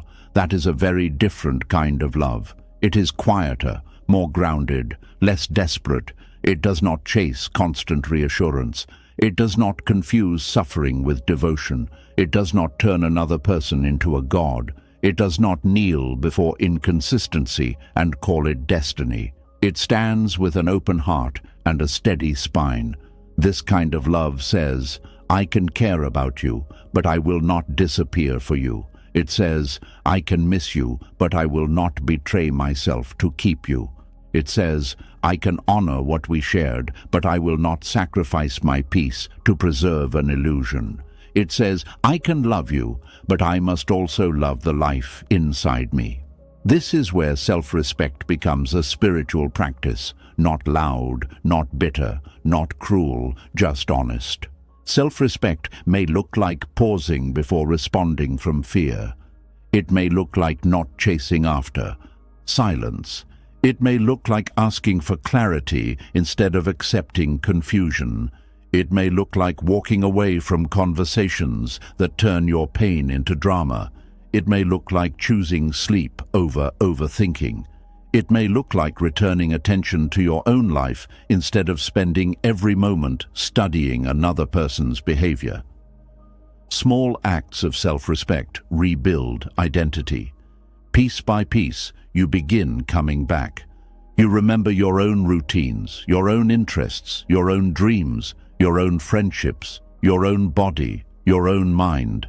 You stop making one person the center of your emotional universe. You begin widening your life again, and as your life becomes wider, the attachment begins losing its grip. This does not mean the love vanishes instantly. Sometimes love remains even after clarity arrives. But the difference is, love no longer controls you in the same way. You may still feel tenderness, but you stop using tenderness as an excuse to suffer endlessly. You may still miss them, but missing them no longer means betraying yourself to return to pain. That is progress. That is healing. That is detachment becoming real.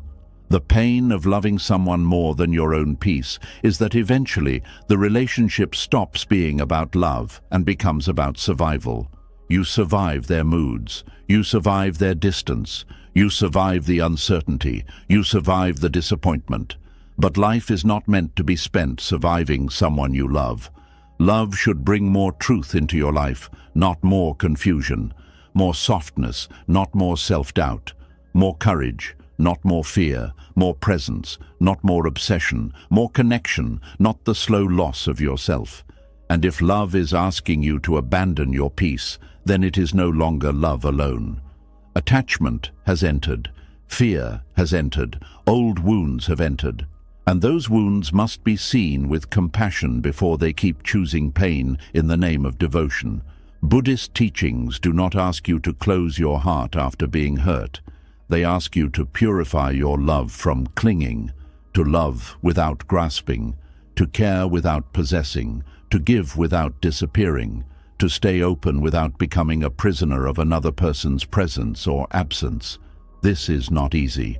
It may be one of the hardest lessons in human life, because the heart wants what it wants, even when the soul is tired. But every time you choose peace over fear, even in a small way, you begin teaching yourself a new truth. You begin teaching yourself that love does not have to cost your identity.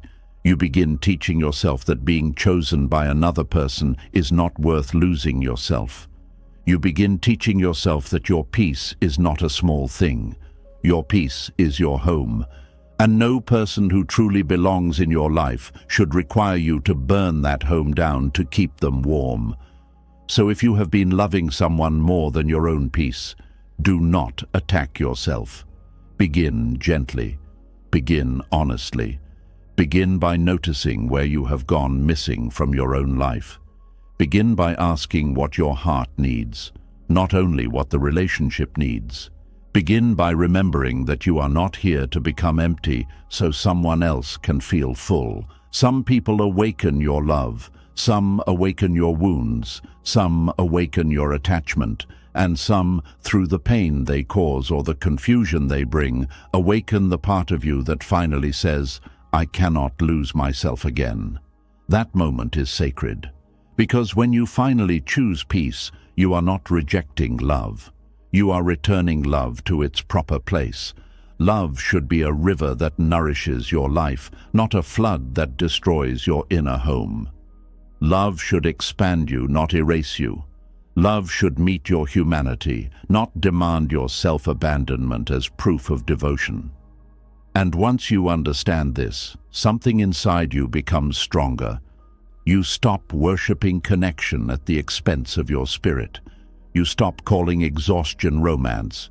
You stop confusing pain with depth. You stop believing that losing yourself is the highest form of love. You begin to see that the most awakened love is not the one that makes you forget yourself. It is the one that allows you to remain whole.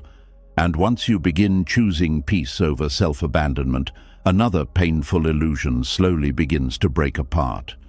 Many people believe that if a connection feels deep, intense, life-changing, or spiritually meaningful, then it must be meant to last forever. But life does not always work that way.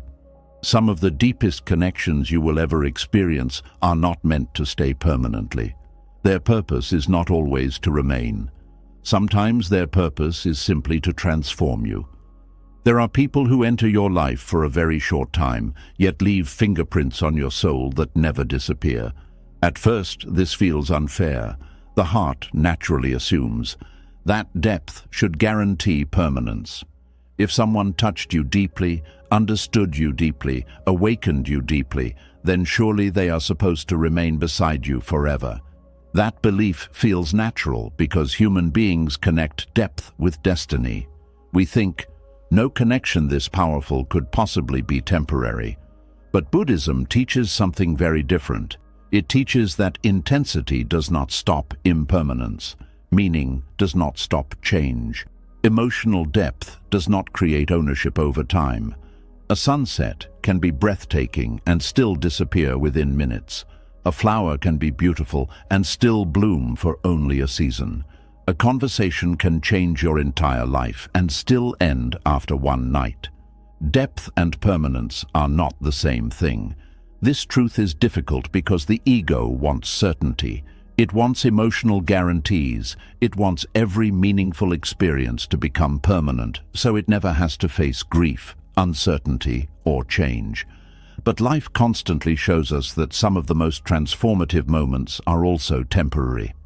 The problem is not that temporary connections exist. The suffering begins when we refuse to accept their temporary nature. There is a special kind of heartbreak that comes from meeting someone who changes your inner world completely, only to later realize they were never meant to stay forever. Maybe they understood parts of you nobody else ever noticed. Maybe they awakened your spirit during a lonely period of your life. Maybe they arrived exactly when you needed comfort, healing, inspiration, or emotional awakening. And because the connection felt so meaningful, you believed it had to become permanent. But sometimes people enter your life for a chapter, not the entire journey. This does not make the connection less real. In fact, some temporary connections are more transformative than lifelong ones. A person may spend 20 years around you without changing your soul at all. Another person may spend 6 months in your life and permanently alter the way you see love, pain, healing, or yourself. Time alone does not determine impact. This is one reason Buddhist teachings encourage non-attachment, not because relationships are meaningless, but because clinging to permanence blinds us to the true nature of life. Everything moves, everything changes, every relationship exists inside time, and time itself is constantly transforming. The difficulty is that the heart often measures love by duration instead of transformation. We think, if it ended, then maybe it was not real. But reality does not work that way. Some connections are real precisely because they changed you forever, even if they did not stay. There are people whose purpose in your life was never to become your lifelong companion. Their purpose was to wake up something sleeping inside you. Some awaken your confidence, some awaken your creativity, some awaken your wounds, some awaken your spirituality, some awaken your courage to finally change your life. And once that awakening begins, their role naturally changes. At first, the mind fights this deeply. It keeps asking, why would something so meaningful end? But this question often comes from attachment, not awareness. Attachment believes meaningful things must remain permanent to matter. Awareness understands that temporary experiences can carry lifelong wisdom. Think about how many moments have shaped your life permanently, even though they lasted briefly. A sentence someone once said to you, a goodbye, a failure, a teacher, a stranger's kindness, a painful ending, a single conversation during a difficult season. Human beings are constantly transformed by moments that do not last forever. Relationships can be the same. Some people are bridges, not destinations. But attachment struggles with this because it wants ownership over emotional experiences. Once something touches the heart deeply, attachment begins saying, "This must belong to me permanently." And from that moment, fear enters the connection. Fear of losing it, fear of change, fear of endings, fear that if the person leaves, the meaning disappears too. But meaning does not disappear just because presence disappears. This is one of the deepest spiritual lessons about impermanence. A temporary person can permanently transform you. The teacher may leave, but the lesson remains.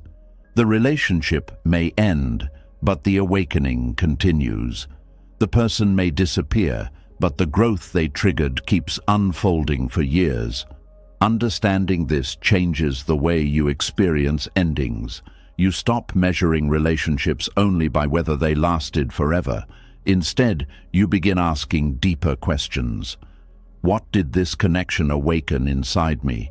What did it teach me about myself? What illusion did it break? What truth did it reveal?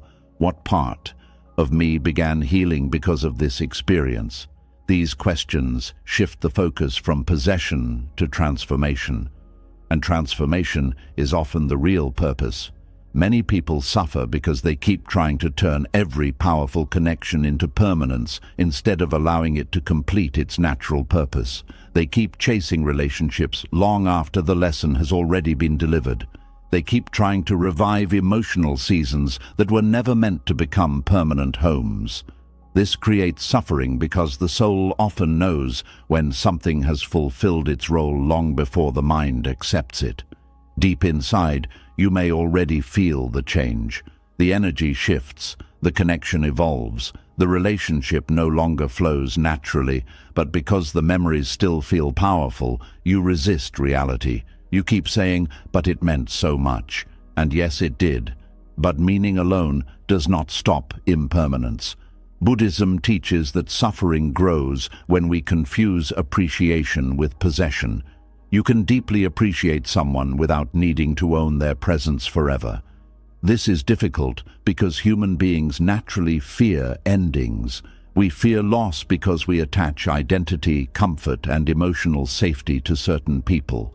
When someone deeply important leaves, it can feel like part of your own identity is disappearing too. But often, what is truly disappearing is the illusion that your peace depends entirely on them remaining unchanged forever. Impermanence destroys illusions, but it also creates freedom. Because once you stop demanding forever from every meaningful connection, relationships become lighter. You stop squeezing life so tightly. You stop trying to freeze beautiful moments in place. You begin allowing people to be who they are, not who your fear needs them to remain. This creates a softer kind of love, a less desperate love, a less controlling love, a love that can appreciate beauty without immediately trying to imprison it inside permanence. This does not mean you stop grieving endings. Grief is natural. The heart still aches when someone important leaves. Memories still return unexpectedly. Certain songs still carry emotional weight. Certain places still feel haunted by absence, but the grief changes shape when wisdom enters it. Instead of saying, "The connection ended, therefore it meant nothing," you begin understanding, "The connection ended, but its impact continues living inside me." That realization softens bitterness. One reason temporary people affect us so deeply is because they often arrive during emotionally vulnerable periods. They appear when we are lonely, confused, spiritually lost, emotionally wounded, or searching for meaning. Because of this timing, their presence feels almost magical. They become attached not only to our heart, but to the emotional transformation happening during that season of our life. Later, when the relationship changes or ends, we do not only miss the person, we miss the version of ourselves that existed during that emotional awakening. This creates another layer of grief. Sometimes you are not mourning the person alone. You are mourning how alive, hopeful, connected, inspired, or understood you felt while they were there. That is why certain people feel unforgettable. They arrived during a turning point in your consciousness. They became emotionally connected to a season of deep transformation inside you. And because of this, the heart believes they must remain forever. But life does not always preserve the messenger after the message has been delivered. This is painful, but also sacred. Some souls are temporary because their purpose is catalytic, not permanent. They enter your life to initiate movement. They shake you awake emotionally. They challenge your old identity. They force you to grow. They open doors inside your spirit that comfort never could. And once that transformation begins, their role naturally changes. This does not mean the connection failed. It means it fulfilled something important. Many people stay emotionally trapped because they refuse to separate meaning from permanence. They think if something ended, then it must have been a mistake. But not all endings are mistakes. Some endings are completion. A temporary teacher still changes the student. A temporary season still changes the landscape. A temporary love still changes the heart. Buddhist wisdom asks us to stop measuring value only through permanence. A moment can be temporary and still sacred. A relationship can be temporary and still life-changing. A person can leave and still continue shaping your consciousness long after they are gone. This perspective changes attachment deeply because it allows appreciation without desperate clinging. You stop trying to force every beautiful connection into forever. You stop panicking every time relationships evolve. You stop believing impermanence destroys meaning. Instead, you begin understanding that impermanence often creates meaning. The temporary nature of life is what makes moments precious in the first place. A sunset matters partly because it does not last forever. Youth matters partly because it changes. Certain conversations matter because they happened only once. Impermanence gives emotional experiences depth. This is why Buddhism does not teach emotional numbness toward relationships. It teaches awareness within relationships. Awareness that every connection exists inside change. Awareness that love becomes painful when it tries to resist reality. Awareness that people can matter deeply and still remain temporary. One of the hardest things to accept is that some people are only meant to accompany you through a specific phase of awakening. Once your consciousness changes, the relationship naturally transforms too. This does not erase what was shared. It simply means the soul continues moving. But attachment resists movement. It says, if this person leaves, I lose something irreplaceable. And perhaps part of that is true. Every meaningful connection leaves unique marks on the soul. No relationship can ever be duplicated perfectly. But losing presence does not erase the transformation already created. The growth remains, the wisdom remains, the awareness remains, the lessons remain. And often those inner changes matter more than physical permanence ever could. Some temporary people teach lifelong lessons about self-worth. Some teach emotional boundaries. Some teach vulnerability. Some teach forgiveness. Some teach courage. Some teach detachment. Some teach you how deeply you can feel. Some teach you what kind of love you no longer want to accept. And because these lessons become woven into your consciousness, the connection continues shaping you even after the person leaves. This is why healing does not always require forgetting someone. Sometimes healing means understanding their role differently. You stop seeing them only as someone who left. You begin seeing them as someone who transformed part of your journey. That perspective creates peace. Not instant peace, not painless peace, but a gentler understanding. Because once you stop demanding forever from every deep connection, the heart relaxes slightly. You stop treating endings like proof that love failed. You stop treating impermanence like punishment. You begin understanding that temporary connections are part of the human experience. And strangely enough, accepting impermanence often allows you to love more honestly. Fear creates control. Awareness creates freedom. When you fear loss constantly, relationships become tense. You monitor every shift in energy. You panic at distance. You cling tighter whenever change appears. But when you understand impermanence deeply, you begin appreciating people more fully in the present moment instead of constantly trying to secure the future.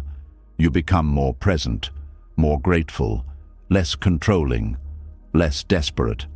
This does not mean you stop hoping meaningful people stay. It simply means you stop believing their staying is the only thing that gives the connection value. That difference changes everything. One reason temporary people leave such lasting emotional impact is because they often mirror parts of ourselves we had not fully met before. They reflect hidden desires, wounds, strengths, fears, dreams, and emotional capacities. Through them, we discover unknown parts of our own spirit. A temporary relationship may reveal how deeply you are capable of loving. Another may reveal how much healing you still need. Another may reveal your tendency toward attachment. Another may reveal your courage to finally change your life. These awakenings remain valuable even if the relationship itself changes form. And perhaps this is one of the deepest Buddhist truths about relationships. People are not always meant to belong to you permanently. Sometimes they are meant to participate in your awakening temporarily. This truth becomes especially difficult when the connection feels spiritual or rare. The mind says, "I will never meet someone like this again." Maybe that is true. Every soul is unique, but uniqueness does not automatically mean permanence. Some of the rarest connections are also the briefest, and yet their briefness does not reduce their beauty. A meteor crossing the sky lasts only seconds, yet people remember it for years. Some people are emotional meteors. They arrive suddenly, illuminate something inside you, then disappear into distance while leaving permanent light behind. At first, this feels heartbreaking. Later, it often feels sacred, because, with time, awareness deepens. You begin realizing that not everyone who changes your life is meant to remain inside it physically forever. Some people are transitional souls. They guide you from one stage of consciousness into another. Once the transition completes, the relationship naturally shifts. This is why forcing permanence can become so painful. You are trying to freeze a transformational process that was designed to move. You are trying to hold on to the bridge after you have already crossed the river, and because life itself keeps evolving, the harder you cling, the more suffering grows. Buddhism gently reminds us that beauty often exists precisely because things are temporary. Cherry blossoms bloom briefly, morning dew disappears quickly. Human life itself is temporary, yet impermanence does not remove meaning, it intensifies it. The same is true for relationships. A temporary person can awaken permanent compassion inside you. A temporary person can permanently change your understanding of love. A temporary person can permanently shift your path. A temporary person can permanently awaken your spirit. And once you truly understand this, your relationship with endings changes forever. You stop reducing every ending to failure. You stop believing permanence is the only proof of meaning. You stop trying to imprison beautiful experiences inside guarantees.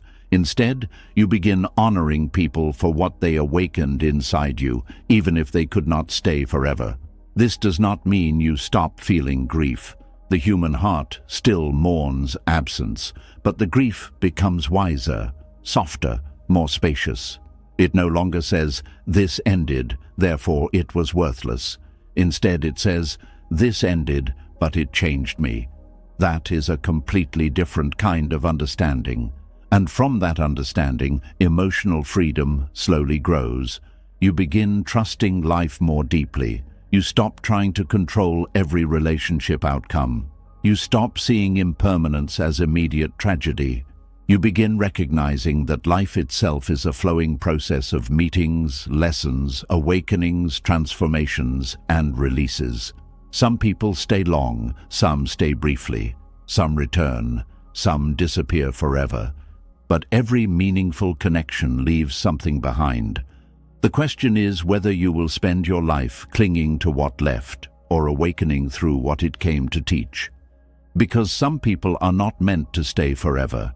They are meant to arrive at exactly the right moment, awaken something essential inside you, and leave behind a transformation that continues long after their presence is gone. And perhaps that is not a lesser kind of love. Perhaps it is simply a different kind of sacred. And perhaps that is why certain people feel impossible to forget, not because they were meant to stay forever, but because they awakened something unfinished inside you. Yet if those inner wounds remain unseen, life has a strange way of repeating the same emotional lesson through different faces.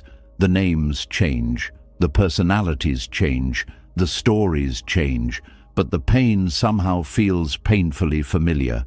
And after enough heartbreak, a quiet question finally begins to rise inside the soul. Why do I keep ending up here? There is a moment in many people's lives when they suddenly realize they are not just experiencing random heartbreaks. They are repeating patterns. At first, it does not look obvious. One relationship may seem completely different from the last. One person was distant, another was controlling, another was emotionally unavailable, another was inconsistent, another constantly made promises they could not keep. On the surface, they appear unrelated. But beneath the details, the emotional feeling stays strangely the same. The same anxiety, the same fear of abandonment, the same overthinking, the same emotional chasing, the same exhaustion, the same feeling of giving too much and receiving too little. And slowly, awareness begins noticing something uncomfortable. The suffering is not only connected to the people themselves, it is connected to something inside you that keeps choosing familiar pain. This is one of the deepest Buddhist understandings of karma. Karma is not simply punishment or reward. Karma is repetition through unconsciousness. It is the cycle of patterns repeating themselves until awareness finally interrupts them. Life keeps presenting the same lesson in different forms until the soul is ready to truly see it. This is why some people spend years trapped inside almost identical emotional stories. They meet different people, yet somehow arrive at the same heartbreak repeatedly. The details change, but the emotional destination remains familiar. One reason this happens is because human beings are unconsciously attracted to what feels emotionally familiar, even when that familiarity hurts them. The nervous system often mistakes familiarity for safety. So if someone grew up around inconsistency, emotional distance may later feel strangely attractive. If someone learned early in life that love must be earned through suffering, they may unconsciously feel uncomfortable around healthy love because peace feels unfamiliar. This is how emotional karma repeats itself. Not through magic, not through fate alone, but through unconscious attachment patterns moving from one relationship into the next. A person may leave a painful relationship swearing they will never tolerate that kind of pain again. But if the deeper wound remains unresolved, they often recreate the same emotional dynamic with someone new. Different face, same wound, different voice, same fear, different relationship, same suffering. At first, this realization feels discouraging. You begin wondering if you are cursed somehow. Why does the same pain keep finding you? Why do you keep attracting emotionally unavailable people? Why do you keep becoming attached to people who cannot meet you fully? Why do you keep ending up exhausted, anxious, abandoned, or emotionally neglected? But Buddhism gently shifts the focus away from blame and toward awareness. Instead of asking, "Why does this keep happening to me?" awareness begins asking, "What part of me keeps participating in this pattern?" That question changes everything, because many emotional cycles continue not simply because of the people you meet, but because unresolved wounds silently shape your choices, your reactions, your attractions, and your attachments. A person who fears abandonment deeply may cling harder whenever someone becomes distant. That clinging may push them further into anxiety, overgiving, and emotional self-abandonment. A person who secretly believes they are not enough may become addicted to earning love from emotionally unavailable people because finally being chosen by them feels emotionally validating. The relationship becomes less about love and more about proving worth. And because the wound remains unconscious, the pattern repeats. This is why awareness matters so much. Without awareness, people keep treating symptoms instead of roots. They blame every individual relationship separately without noticing the deeper emotional pattern connecting all of them. One relationship teaches the same lesson gently. The next teaches it more painfully. The next teaches it through devastation, until eventually awareness either awakens or suffering continues repeating itself. Life becomes a cycle of emotional echoes. This is why some heartbreaks feel strangely familiar, even when the person is completely new. Your soul recognizes the pattern before your conscious mind fully understands it. Deep inside, part of you already knows this emotional territory. The waiting, the confusion, the craving for reassurance, the fear of losing the connection, the emotional instability disguised as passion. You have walked this road before, but because attachment focuses on the person instead of the pattern, you keep believing the next relationship will magically heal the wound without requiring inner awareness. And this creates endless suffering. Buddhist teachings explain that unconscious attachment creates samsara, the endless cycle of repeated suffering. In relationships, this often appears as repeating emotional lessons through different people until consciousness evolves enough to break the cycle.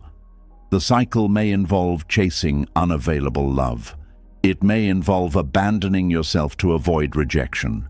It may involve becoming emotionally addicted to inconsistency. It may involve confusing chaos with intimacy. It may involve believing your worth depends on being chosen. Whatever the wound is, life keeps presenting mirrors until you finally see yourself clearly. This can feel painful because the ego prefers blaming individuals completely. And yes, some people truly behave selfishly, manipulatively, or carelessly. But healing requires deeper honesty too. It requires asking why certain painful dynamics keep attracting you emotionally in the first place. That question is uncomfortable because it removes the illusion that external change alone will solve internal suffering. Many people think a new relationship will heal their attachment wounds automatically. They believe, once I meet the right person, everything will finally feel peaceful. But unresolved wounds do not disappear simply because someone new arrives. In fact, intimacy often activates those wounds more strongly. A person can seem emotionally stable while single, then become anxious, fearful, and emotionally dependent once attachment forms. Why? Because relationships activate the deeper layers of unresolved emotional conditioning. This is why emotional karma repeats. The unresolved wound silently recreates familiar suffering until awareness interrupts the pattern. Sometimes the pattern begins in childhood. A child who received inconsistent affection may later become attached to emotionally unpredictable people because emotional inconsistency feels emotionally familiar. A child who had to suppress their needs to maintain connection may later become an adult who struggles to express boundaries in relationships. The body remembers old emotional survival strategies even when the conscious mind wants something healthier. This is why healing requires more than intellectual understanding. You may logically know a relationship is unhealthy, yet still feel emotionally pulled toward it. Attachment often lives deeper than conscious thought. It lives inside the nervous system, inside emotional memory, inside unconscious fear. That is why breaking emotional cycles takes awareness, patience, and compassion, not shame. Shame only deepens the wound. Many people become angry at themselves for repeating patterns. They call themselves foolish, weak, broken, but suffering repeated through unconsciousness does not make you broken, it makes you human. Most people repeat emotional patterns until awareness finally illuminates them. Awareness is the turning point, because once you clearly see the pattern, you can no longer fully pretend it is random.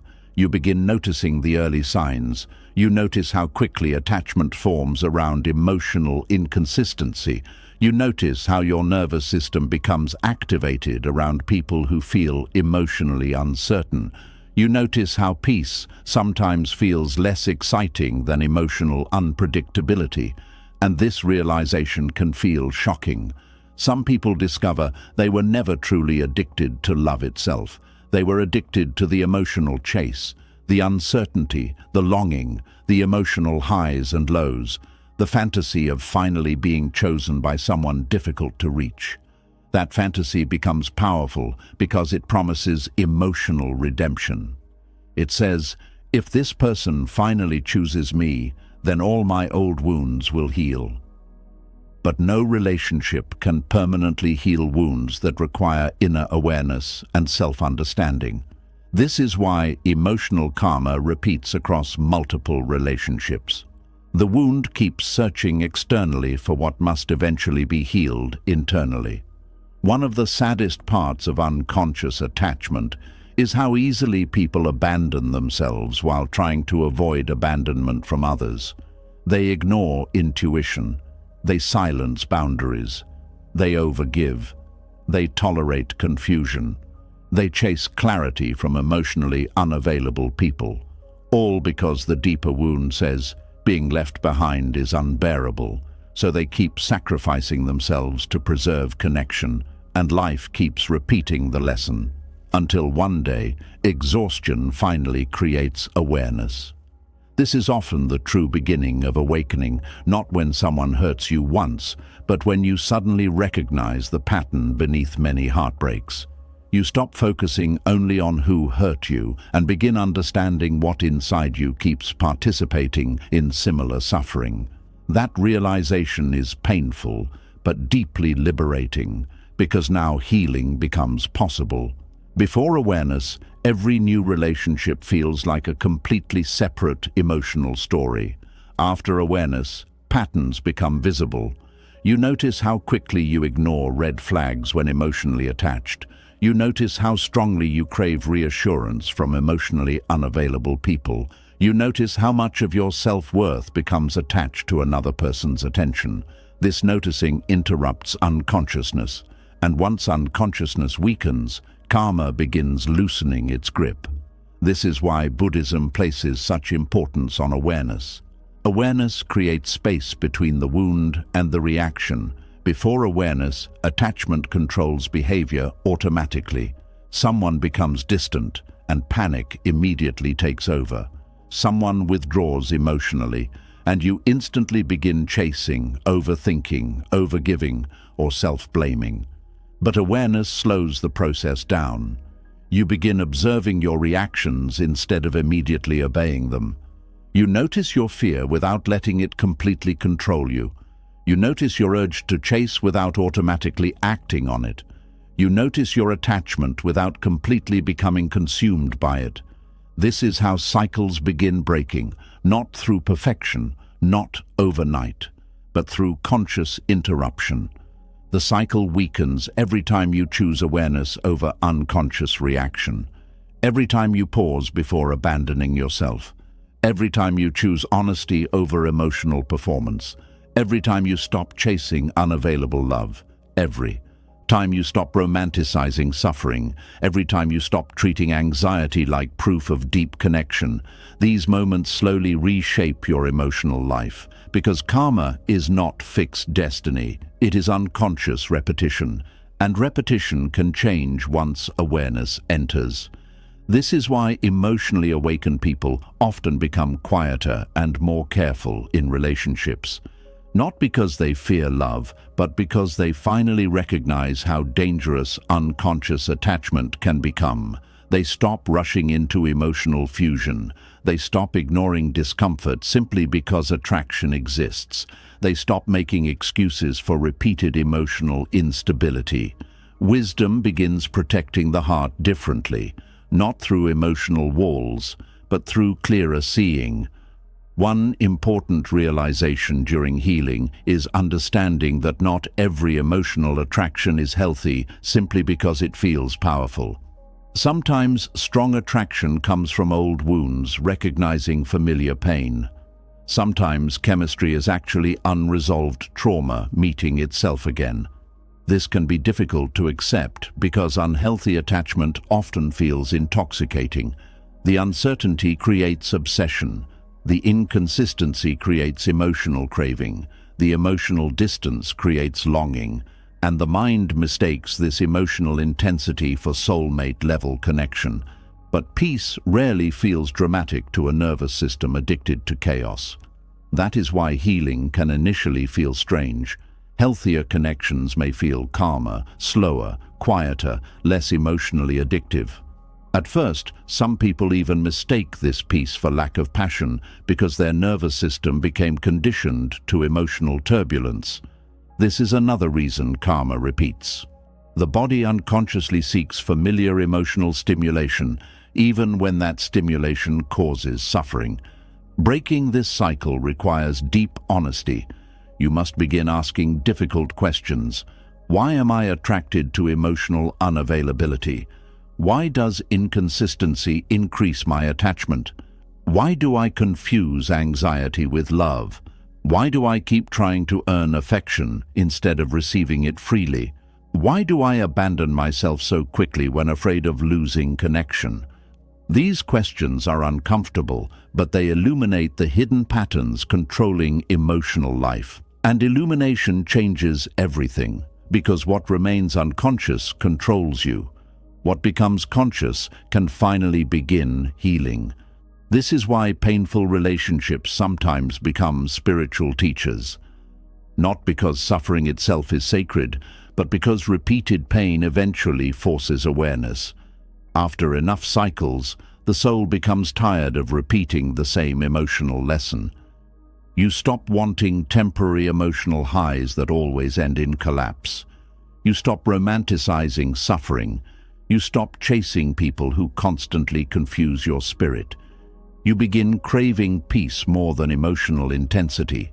That shift is profound, because once peace becomes more attractive than chaos, your choices begin changing naturally. You stop entertaining certain behaviors. You stop explaining away emotional neglect. You stop trying to rescue unavailable people. You stop believing love must hurt constantly in order to be meaningful. This is emotional karma beginning to dissolve, not because life suddenly becomes painless, but because awareness interrupts the old unconscious cycle. Buddhist teachings remind us that awareness itself is liberation. The moment you fully see the pattern, part of its power weakens. The wound may still exist, the attachment may still arise, but consciousness has entered the process now, and consciousness changes the future. Before awareness, you repeat patterns automatically. After awareness, you begin choosing differently, slowly, imperfectly, but intentionally. There may still be moments where old attachment patterns return. Healing is rarely perfectly linear. Sometimes the old fears reappear unexpectedly. Sometimes loneliness weakens boundaries. Sometimes familiar emotional chemistry becomes tempting again. But awareness keeps whispering truth. It reminds you what certain patterns cost your peace. It reminds you how many times the same suffering repeated itself. It reminds you how deeply you lost yourself trying to keep unavailable love. And because awareness now exists, the cycle can no longer fully operate in darkness. This is why healing eventually changes attraction itself. As consciousness evolves, you stop feeling emotionally nourished by relationships built on instability. Your spirit becomes more sensitive to peace, honesty, emotional consistency, and mutual care. You begin recognizing that true intimacy does not require constant suffering. You begin understanding that healthy love feels safer, not more confusing. You begin valuing calm over emotional chaos. This is not becoming boring. This is becoming emotionally free. Because emotional freedom is not the absence of love. It is the absence of unconscious suffering repeating endlessly through different people. One of the deepest shifts happens when you stop viewing painful relationships only as proof that others hurt you and begin seeing them as mirrors revealing unresolved wounds inside yourself. This does not excuse harmful behavior. People remain responsible for their actions, but awareness asks a deeper question too. What is this experience teaching me about my own attachment? That question transforms suffering into awakening. Suddenly, every repeated heartbreak becomes information. Every emotional trigger becomes guidance. Every painful pattern becomes an invitation toward greater consciousness. And slowly, the soul begins evolving beyond the old cycle. You stop chasing unavailable people because you finally understand what the chase was feeding emotionally. You stop begging for reassurance because your worth no longer depends entirely on external validation. You stop tolerating confusion because peace has become more valuable than attachment. You stop repeating the same emotional lesson because awareness has finally interrupted the unconscious pattern beneath it. This is the true meaning of healing karmic cycles, not becoming perfect, not never feeling attachment again, but no longer living completely controlled by unconscious emotional wounds. You begin responding with awareness instead of reacting from fear. You begin choosing yourself without needing to stop loving others. You begin recognizing familiar suffering before it completely consumes you again. And perhaps most importantly, you stop blaming life for repeatedly teaching lessons you were unconsciously avoiding.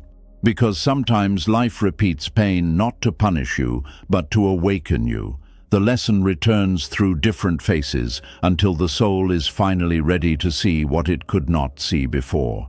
And once awareness truly arrives, something beautiful begins happening. The cycle that once felt endless starts losing momentum. You stop recreating the same suffering because you are no longer the same unconscious person participating in it. The old patterns begin dissolving, not through force, not through denial, but through clarity. The clarity to see your wounds without shame. The clarity to recognize attachment without becoming trapped inside it. The clarity to choose peace over familiar pain. And from that clarity, emotional freedom slowly begins to grow. Because the moment awareness interrupts unconscious attachment, karma no longer controls your heart the same way. The cycle finally begins to end. And when awareness finally begins to interrupt the old cycle, the heart faces another difficult lesson. It is not enough to stop repeating the same pain. You must also learn how to release what leaves without letting bitterness become your new prison. Because sometimes, even after the pattern is clear, resentment remains. The person is gone, the lesson is visible, the cycle is weakening, but the heart still holds anger like a burning coal, hoping the other person will somehow feel the heat. There is a kind of freedom that begins when you stop asking life to punish the people who hurt you and start asking your own heart to become light again. At first, blessing what leaves can sound impossible. When someone disappoints you, betrays you, abandons you, misunderstands you, or walks away after receiving your love, the first feeling is rarely gratitude. The first feeling is pain, then confusion, then anger, then the mind begins building its case. It remembers every moment you were patient, every moment you forgave, every moment you stayed when leaving would have been easier, every moment you gave love and did not receive the same care back. And because the pain feels unfair, the heart begins to harden. You may start wishing they would regret losing you. You may want them to feel the same hurt they caused. You may want them to return one day, not because you truly want peace with them, but because you want proof that you mattered. This is very human. When the heart feels wounded, it searches for balance. It wants the pain to make sense. It wants life to say, yes, what happened to you mattered. But Buddhism gently points to a deeper truth. Revenge does not heal the wound. Bitterness does not restore what was lost. Resentment keeps the person alive inside your mind long after they have already left your life. This is why blessing what leaves is not about pretending nothing hurt you. It is not about calling harmful behavior good. It is not about excusing someone's actions or forcing yourself to smile through pain. It is about refusing to let someone's departure turn your heart into a place of poison. That is the real practice. To bless what leaves means to release the demand that the past must become different before you can be free. It means saying, I will not carry hatred just because this ended painfully. It means choosing not to let one chapter of suffering become the emotional climate of your entire life. This is not weakness.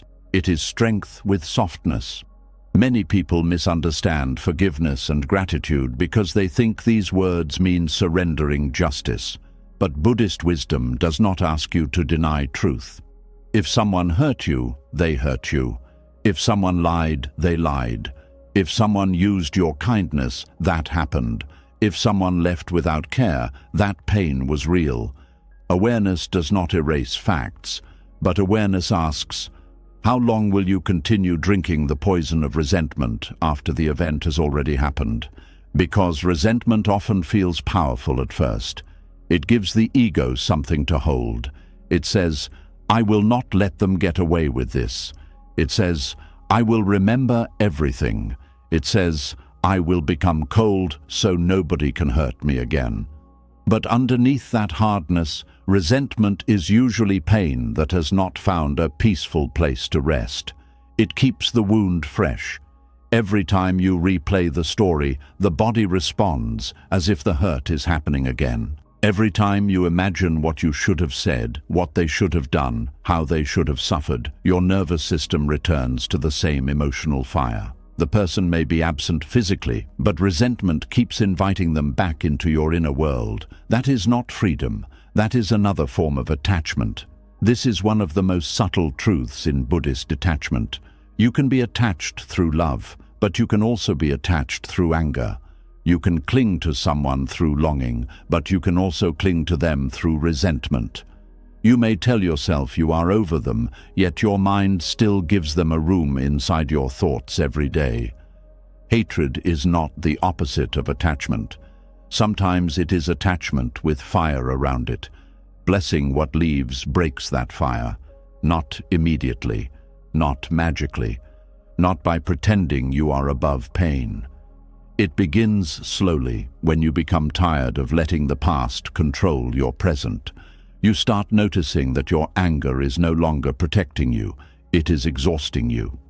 You realize that the person who left may no longer be thinking about the situation while you are still carrying their shadow inside your chest. That realization can be painful, but it is also powerful, because you begin understanding that release is not something you do for them. It is something you do for your own peace.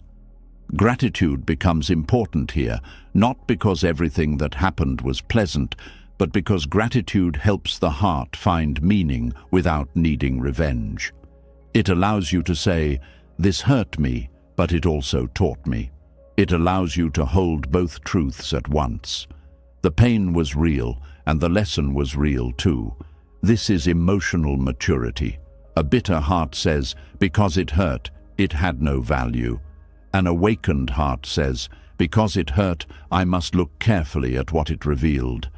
That does not mean you become grateful for mistreatment. No.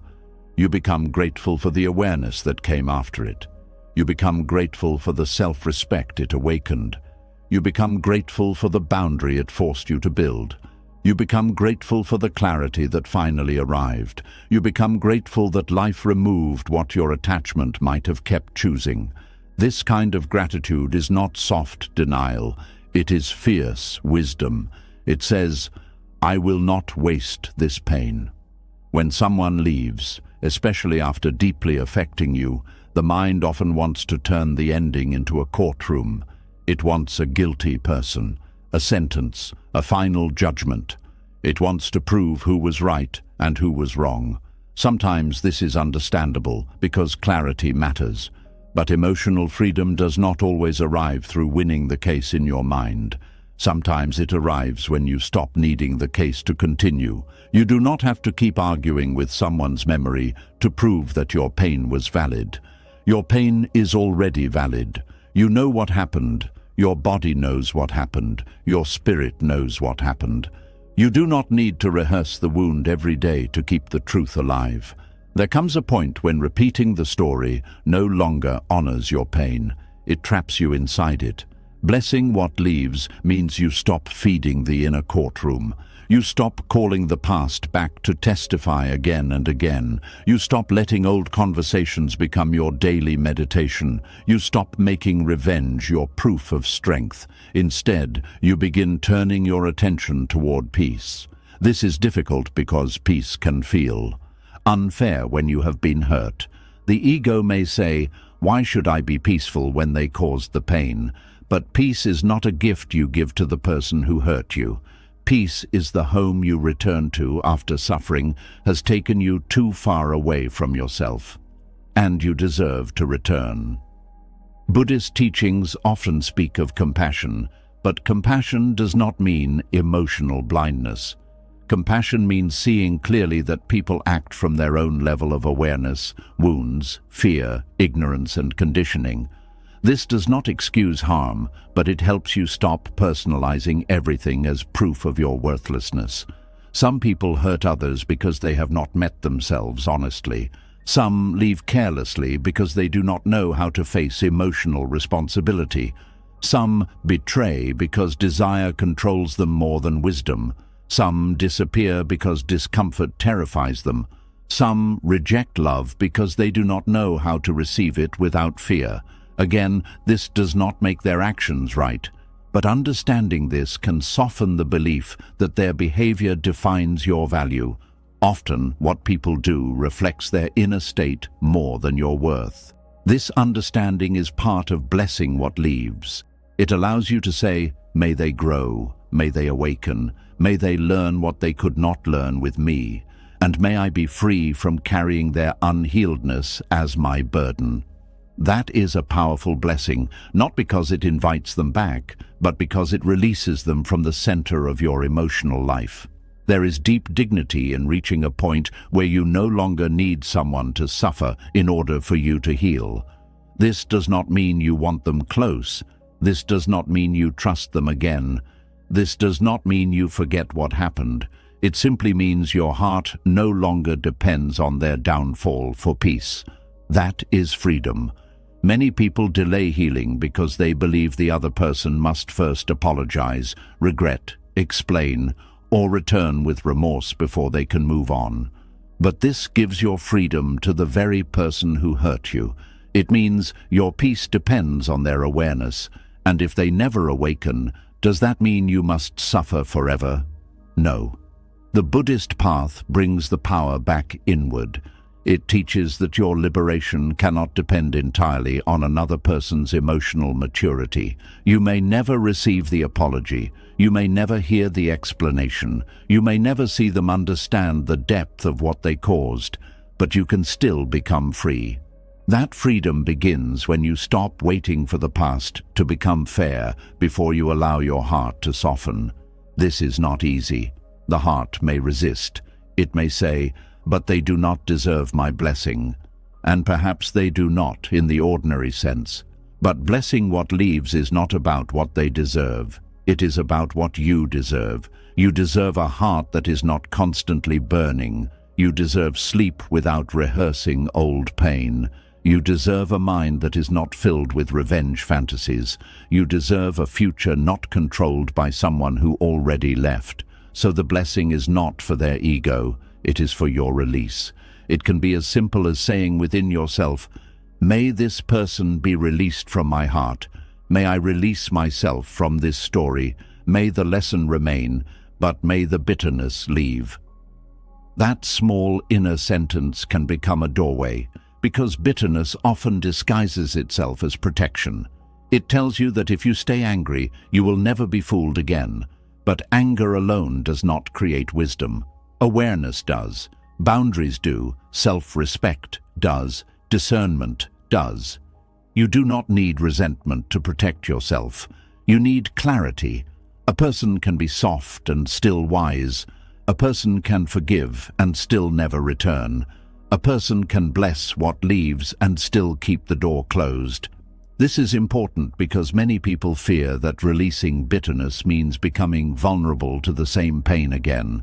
But true release does not erase the lesson. It keeps the wisdom and lets go of the poison.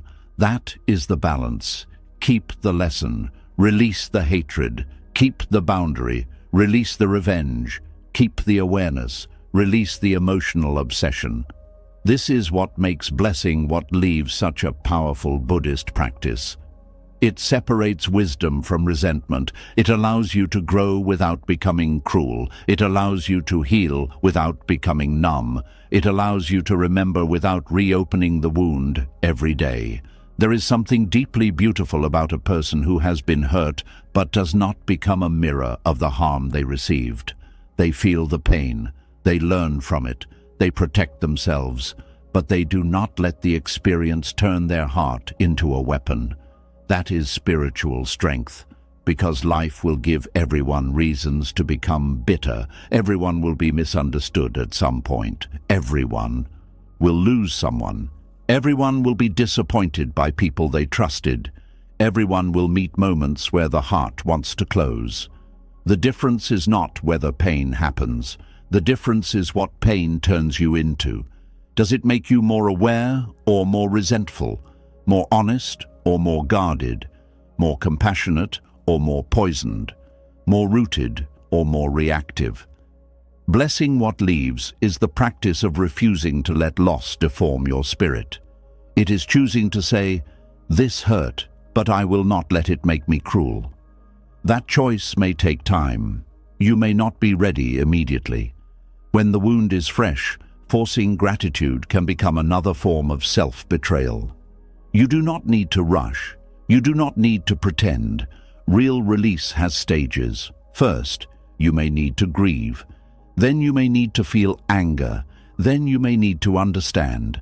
Then, slowly, gratitude may become possible. Healthy gratitude cannot be forced before truth is acknowledged. If you try to bless what leaves too early while still denying your pain, the blessing becomes fake. It becomes spiritual performance. But when gratitude grows from honest awareness, it becomes healing. You might begin with something small. I am grateful I now see what I could not see before. I am grateful I survived what I thought would destroy me. I am grateful this ending taught me to stop abandoning myself. I am grateful I no longer have to live inside confusion. I am grateful life removed what I was too attached to release. These are not easy sentences, but they carry power because they shift your energy from victimhood into awakening.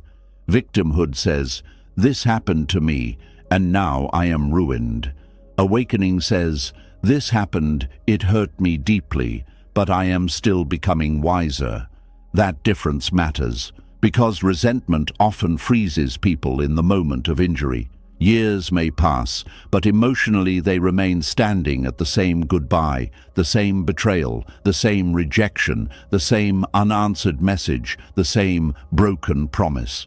Their body grows older, but their heart remains trapped in that moment. Blessing what leaves helps time move again inside the soul. It does not erase memory. It releases the emotional grip around memory. One day you may remember the person and no longer feel your whole body tighten. You may hear their name and not feel pulled into the old story. You may pass a place connected to them and feel a gentle sadness instead of a storm. That is healing. Not forgetting, not pretending, but remembering without being imprisoned. This is what gratitude does slowly. It changes the emotional flavor of memory. Resentment makes memory bitter. Gratitude makes memory instructive. Compassion makes memory softer. Awareness makes memory useful. And with time, the person becomes less of a wound and more of a teacher. Not because they were perfect, not because they treated you well, but because your consciousness transformed through the experience. This is how the heart becomes free. One of the most powerful parts of Buddhist practice is learning to wish freedom even for those who could not love you properly. This does not mean inviting them back into your life. Sometimes distance is necessary. Sometimes silence is protection. Sometimes no contact is wisdom. But internally, you can still release the wish for them to suffer. You can say, "May they be free from the ignorance that made them hurt others.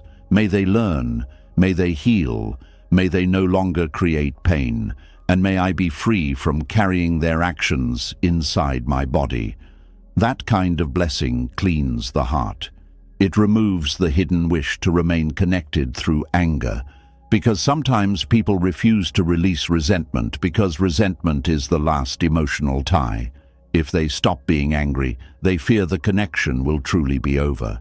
The anger keeps the person present. It keeps the story alive. It gives the mind something to hold.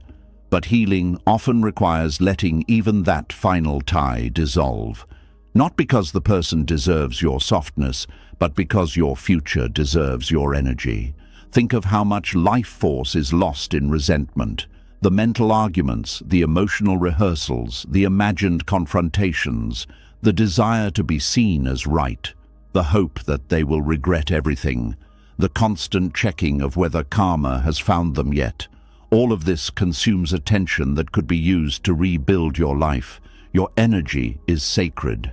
Do not keep spending it on someone who has already served their role in your awakening. Bless what leaves means you gather your energy back. You call your mind home. You stop scattering your spirit across old pain. You begin placing your attention where healing can actually happen. This is where gratitude becomes practical, not just spiritual. It helps you reclaim. Focus. Instead of obsessing over what was lost, you begin seeing what remains. Your breath remains. Your body remains. Your future remains. Your capacity to love remains. Your ability to grow remains. Your wisdom remains. The person left, but life did not leave you. That realization is powerful, because when someone important exits your life, it can feel as if everything has ended. But slowly, life begins showing you that space has opened, not empty space only. Sacred space. Space where your peace can return. Space where your identity can rebuild. Space where new understanding can grow. Space where you can finally stop organizing your emotions around someone else's presence. And eventually, gratitude may arise not because you lost them, but because you found yourself afterward. This is one of the hidden gifts of release. You begin understanding that some people had to leave so you could stop living in reaction to them. You had to stop waiting for their mood to determine your day. You had to stop measuring your worth through their attention. You had to stop mistaking emotional tension for love. Their leaving created silence, and inside that silence your soul began returning. That is something worth blessing. Not the wound itself, but the awakening that grew through it. The Buddhist practice of blessing what leaves also teaches humility. It reminds us that we do not always understand the full purpose of a person's role while they are still in our life. Sometimes, while the connection is happening, all we see is desire, hope, attachment, and fear. Only later do we understand the deeper lesson. The person who left may have taught you patience. Another may have taught you boundaries. Another may have taught you that chemistry without peace is dangerous. Another may have taught you to stop ignoring your intuition. Another may have taught you that your kindness must include yourself. When viewed through resentment, all you see is pain. When viewed through awareness, you begin seeing the lesson inside the pain. This does not mean you become grateful for being wounded. It means you become grateful that the wound did not remain meaningless. That is a different thing. Meaning transforms suffering. When pain has no meaning, it becomes bitterness. When pain becomes a teacher, it becomes wisdom. The event may still hurt, but it no longer owns you completely. This is why some of the most peaceful people are not those who were never hurt. They are those who learned how to let pain pass through them without building a home there. They did not become bitter residents of their wounds. They became students of them. And that is what blessing what leaves asks of you. It asks you to become a student of what ended, to ask, what did this teach me about attachment? What did this teach me about my needs? What did this teach me about the kind of love I want to give and receive? What did this teach me about where I still need healing? What did this teach me about letting go? These questions turn endings into wisdom. Without them, endings often become resentment, and resentment blocks the next stage of your life. It keeps your heart suspicious. It makes you punish new people for old wounds. It makes you interpret kindness through fear. It makes you reject tenderness because bitterness says, do not trust anyone again. But wisdom says something different. Wisdom says, trust slowly, see clearly, keep boundaries, but do not let one ending steal your ability to receive life. This is the middle path, not naive openness, not bitter closure, but conscious softness, a heart that has learned, not hardened. This is what Buddhism quietly points toward, to meet life fully, knowing it will change, to love without clinging, to release without hatred, to grieve without becoming trapped, to remember without poisoning the present. Blessing what leaves is one of the highest forms of emotional maturity because it means you are no longer trying to control the ending. You are no longer demanding that the person return, suffer, explain, or validate your pain before you can be free. You are choosing freedom now, and that choice may begin quietly. Maybe you stop replaying one painful memory. Maybe you stop checking on them. Maybe you stop telling the story in a way that keeps your heart burning. Maybe you stop waiting for karma to prove you were right. Maybe you stop secretly hoping they feel destroyed without you. Maybe you simply breathe and say, may I be free from this bitterness. That is enough for today. Release is not always one grand moment. Sometimes it is many small moments where you choose not to feed resentment anymore, and over time the heart becomes lighter. You may still remember. You may still feel tenderness. You may still feel sadness sometimes, but the emotional poison begins draining out. The person becomes part of your past, not the ruler of your present. The lesson remains, but the bitterness weakens. This is how gratitude softens resentment. It gives the heart another way to hold the story, not as proof that you were destroyed, not as proof that love is unsafe, not as proof that everyone leaves, but as proof that even painful endings can awaken wisdom, boundaries, strength, compassion, and deeper self-respect. And once you can bless what leaves, you stop being emotionally controlled by departure. People may come, people may go. Some may love you well, some may teach you through pain, some may stay longer than expected, some may leave before you are ready. But your heart begins learning a new way to live. It can open without clinging. It can release without revenge. It can grieve without becoming bitter. It can remember without becoming trapped. That is freedom. Not because nothing hurts anymore, but because pain no longer turns you against life. So if someone has left your life and resentment still rises when you think of them, do not shame yourself. Begin gently. Begin truthfully. Admit the hurt. Honor the wound. See the lesson. Keep the boundary. Then slowly, when your heart is ready, whisper a blessing that is really a release. May you go your way. May I go mine. May the pain become wisdom. May the memory lose its chains. May what left no longer keep me from living. And may my heart become light enough to receive peace again. And perhaps that is why so many people remain trapped inside painful relationships long after the peace has disappeared. Not because they do not see the suffering, but because something inside them fears loneliness even more than emotional pain. The relationship may exhaust them, confuse them, even slowly destroy their spirit. Yet the thought of being alone still feels more frightening than staying attached to what hurts them. And this fear quietly keeps countless people asleep to themselves for years.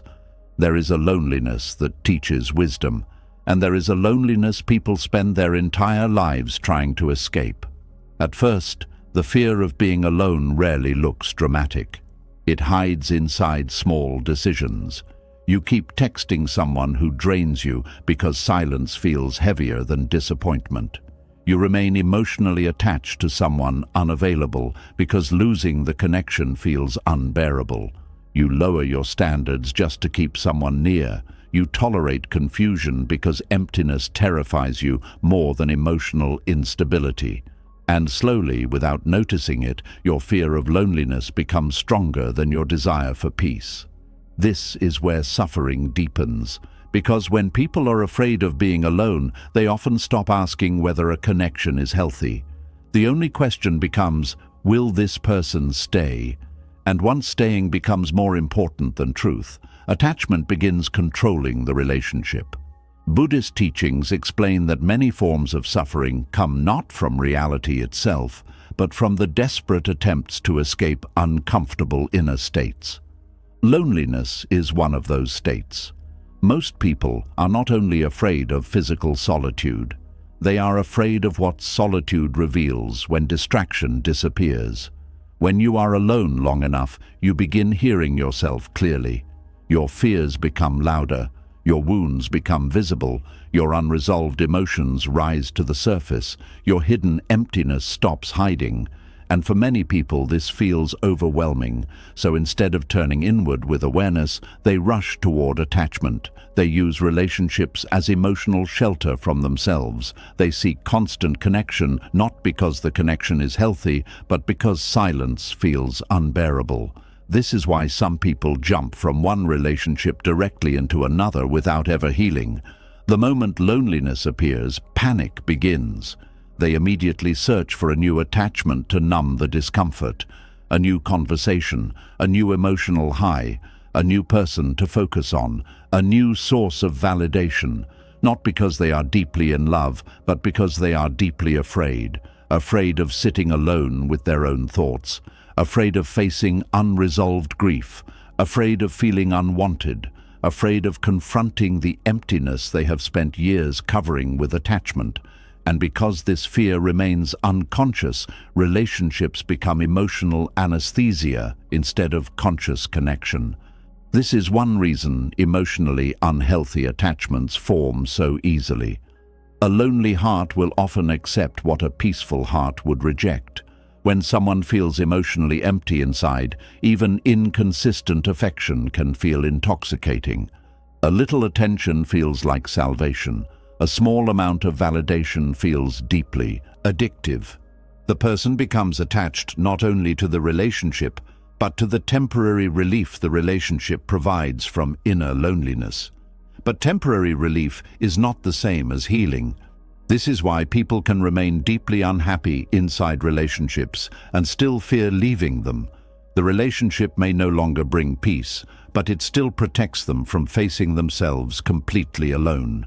And for many people, facing themselves feels terrifying.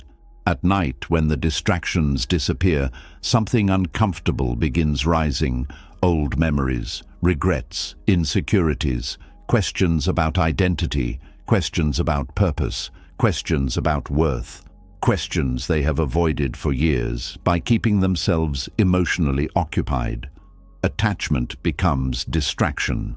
This is one of the most overlooked truths about unhealthy relationships.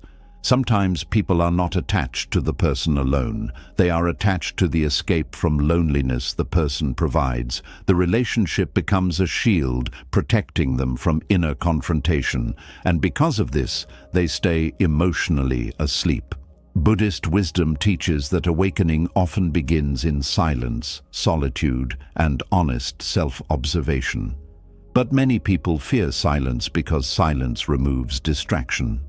Without constant emotional stimulation, the mind begins revealing what has been buried underneath activity and attachment. This is why solitude feels uncomfortable at first. You can no longer run. You can no longer hide inside someone else's attention. You can no longer organize your identity entirely around being needed, chosen, desired, or loved. You must finally meet yourself directly, and that meeting changes everything. But before transformation comes discomfort. A person who fears loneliness will often tolerate emotionally unhealthy dynamics simply to avoid the emptiness of being alone. They may stay with someone emotionally unavailable because occasional affection feels better than silence. They may accept disrespect because rejection feels more frightening than pain. They may keep chasing relationships that clearly drain them because the temporary emotional connection helps them avoid confronting deeper wounds. This creates spiritual sleep, not because they are weak, but because fear controls their choices more than awareness does. A spiritually asleep person often measures their worth through connection. If someone wants them, they feel valuable. If someone leaves, they feel empty. Their emotional state constantly rises and falls, depending on external attachment. They have never fully built an inner relationship with themselves strong enough to remain stable without constant emotional validation. This is why loneliness feels unbearable to them. Without external attention, they do not know how to feel emotionally anchored, so they keep attaching again and again, even when the relationships hurt them, even when peace disappears, even when intuition quietly whispers that something is wrong, because loneliness feels bigger than wisdom. At first, one of the saddest things about fear-driven attachment is how much suffering people willingly accept just to avoid solitude. They remain in relationships that shrink them emotionally. They stay around people who constantly confuse them. They overextend themselves trying to maintain emotional closeness with people who give very little in return. And when others ask why they stay, they often do not fully understand the answer themselves. The conscious mind says, "I love them." But sometimes the deeper truth is, "I do not know how to be alone with myself." That truth is painful to face because it reveals how much identity became dependent on attachment.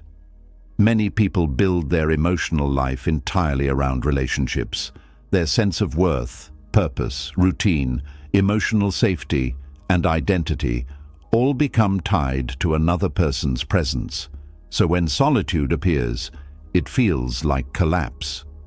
Not because solitude is inherently terrible, but because they never learned how to emotionally exist without constant external reinforcement. This is why loneliness becomes such a powerful spiritual teacher when people finally stop running from it. At first, loneliness feels empty, then painful, then revealing, then transformative. But most people never stay long enough to reach the transformation because they escape too quickly into another attachment. Buddhism teaches that suffering often continues because people keep running from the very experiences capable of awakening them. Loneliness is one of those experiences.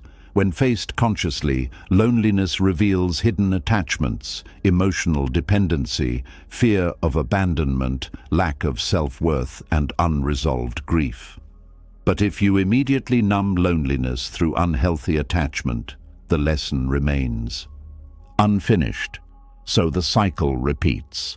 Another relationship, another attachment, another emotional dependency, another painful ending, another attempt to escape yourself, and the suffering continues because the root wound still remains untouched. This is why emotional independence matters so deeply. Emotional independence does not mean isolation. It does not mean you stop loving people or needing connection. Human beings naturally need connection. But emotional independence means your entire identity no longer collapses when alone. Your worth no longer disappears without external attention. Your peace no longer depends completely on another person's presence. That kind of stability changes relationships profoundly, because once you are no longer terrified of being alone, you stop accepting unhealthy attachments out of desperation. You stop chasing unavailable people. You stop begging for consistency. You stop tolerating confusion simply because silence scares you. You begin choosing relationships from awareness instead of fear. That shift changes everything. Many people do not realize how much fear controls their romantic decisions. They think they are following love, but often they are following emotional panic. The panic says, do not lose this person. Do not end up alone. Do not face the emptiness again. Do whatever it takes to keep the connection alive. And under that pressure, people betray themselves repeatedly. They ignore red flags. They silence boundaries. They overgive. They tolerate emotional neglect. They abandon intuition. All because loneliness feels unbearable. This is why fear of being alone keeps people spiritually asleep. It traps consciousness inside survival mode. Instead of asking, what truly nourishes my spirit? People ask, what helps me avoid emptiness right now? Those are very different questions. One leads toward awakening. The other often leads toward attachment and repetition. There is also a deeper cultural reason many people fear loneliness. Society constantly teaches that being alone means something is wrong with you. People are praised for being desired, chosen, pursued, married, partnered, surrounded. Solitude is often portrayed as failure instead of transformation. Because of this conditioning, many people rush into attachments simply to escape the emotional shame of being alone. They think, at least someone wants me, even if the relationship brings anxiety, even if the connection lacks peace, even if they feel emotionally unseen. Being chosen temporarily feels better than facing inner emptiness. But Buddhist wisdom points toward a radical truth. Loneliness is not always punishment. Sometimes loneliness is preparation. Sometimes it is the sacred space where your spirit finally learns how to stand without leaning completely on another person. That lesson is life-changing, because a person who can sit peacefully with themselves becomes far less vulnerable to unhealthy attachment. They no longer enter relationships starving for validation. They no longer treat love as emotional survival. They no longer accept emotional crumbs simply because they fear emptiness. They choose more consciously. They love more freely. They leave more wisely. And perhaps most importantly, they stop abandoning themselves just to avoid being abandoned by others. This is the awakening hidden inside solitude. But reaching this awakening requires courage because the first stage of loneliness often feels brutal. You sit alone, and suddenly every unresolved feeling becomes louder. Memories return, regret appears, fear surfaces, questions about identity rise up. The mind wants distraction immediately. This is why many people cannot sit quietly for long. Silence exposes what constant stimulation hides. Yet within that same silence, self-awareness begins growing. You begin noticing your emotional habits. You begin noticing how much external attention controlled your mood. You begin noticing how quickly you seek attachment whenever discomfort appears. You begin noticing how often you avoided yourself through emotional dependence. This awareness is uncomfortable, but it is sacred. Because what you can finally see clearly, you can eventually begin healing. One reason loneliness becomes transformative is because it slowly teaches you how to become emotionally present with yourself. At first, you may hate your own company because you are unfamiliar with it. Your whole life may have revolved around seeking emotional reassurance from outside yourself. So when alone, your mind immediately searches for distraction. But over time, if you stay present instead of running, something begins shifting. You start listening to yourself differently. You start noticing your real emotional needs. You start reconnecting with forgotten parts of your identity. You start learning that your worth exists, even in silence. This changes relationships profoundly because now you no longer enter connection from desperation. You enter from wholeness. A whole person can still feel lonely sometimes. Loneliness itself is part of being human.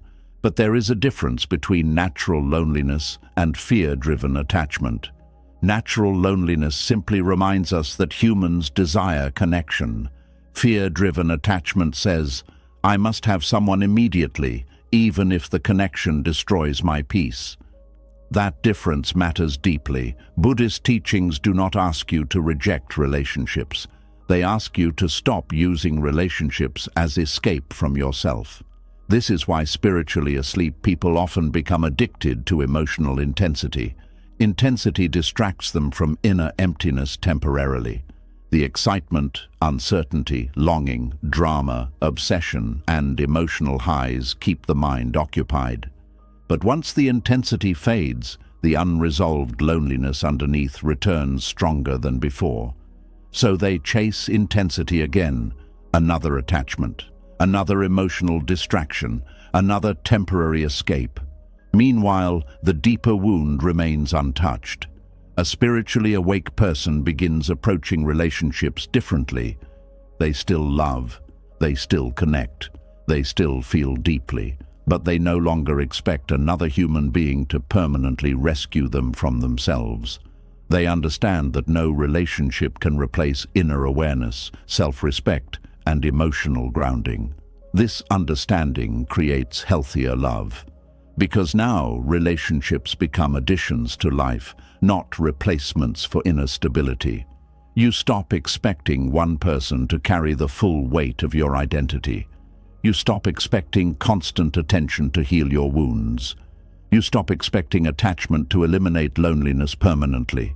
Instead, you begin building a peaceful relationship with your own inner world. That relationship becomes your foundation. And from that foundation, connection feels very different. You no longer cling as desperately.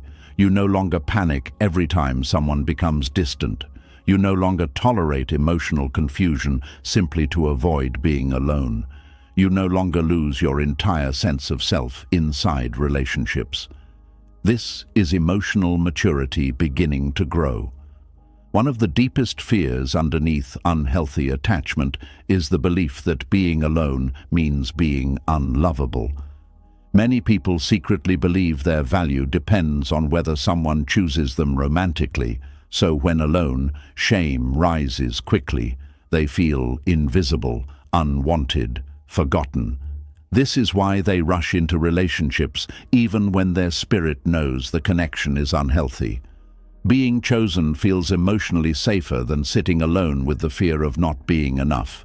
But healing requires challenging this illusion directly. Your worth does not disappear in solitude.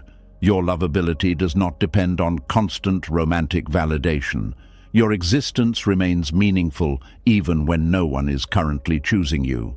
These truths sound simple, but emotionally they can feel revolutionary for someone who built their identity entirely around attachment. This is why solitude can become sacred. Solitude slowly separates your worth from external attention.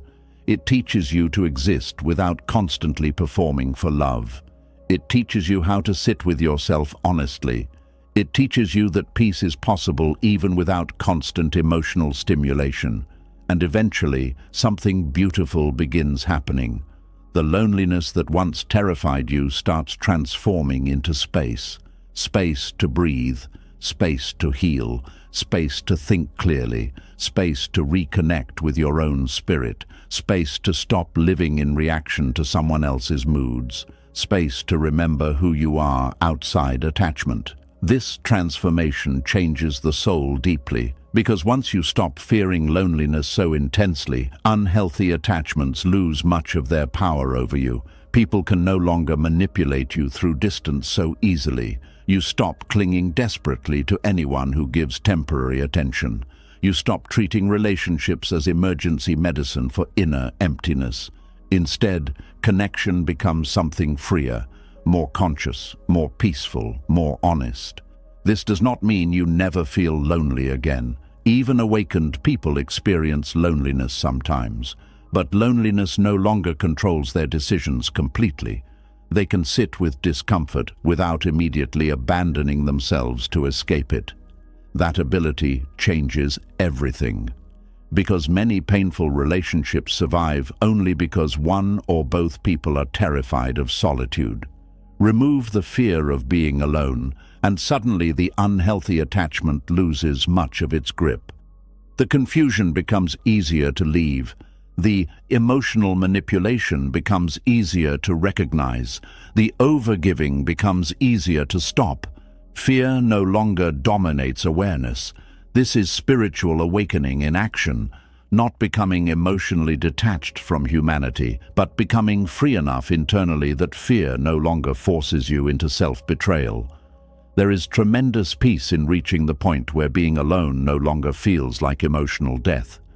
You begin understanding that solitude can nourish the soul when approached consciously. You begin enjoying your own company more. You begin creating a life rooted in your values, your peace, your creativity, your healing, your awareness.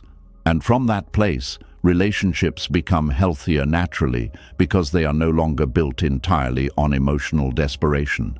You choose people because there is mutual peace, not because silence terrifies you. You stay because there is honesty, not because loneliness feels unbearable. You love because your heart is open, not because your wounds are starving for validation. This is what awakening slowly creates. A person who no longer fears being alone becomes much harder to emotionally manipulate. They stop accepting unhealthy love simply because it is available. They stop settling for emotional crumbs. They stop shrinking themselves to maintain attachment. They begin protecting their spirit differently, not through walls, but through awareness. And perhaps that is the deepest lesson loneliness teaches when finally faced honestly. The emptiness you feared was never meant to destroy you. It was meant to introduce you to yourself. Beneath the silence, beneath the discomfort, beneath the fear, your real self has been waiting patiently for your attention. Not the self built around attachment, not the self addicted to validation, not the self constantly chasing emotional reassurance, but the quieter self underneath all of it, the self that can breathe without being chosen, the self that remains worthy in solitude, the self that does not disappear when relationships end, the self that has always existed beneath fear. And once you truly meet that self, something extraordinary happens.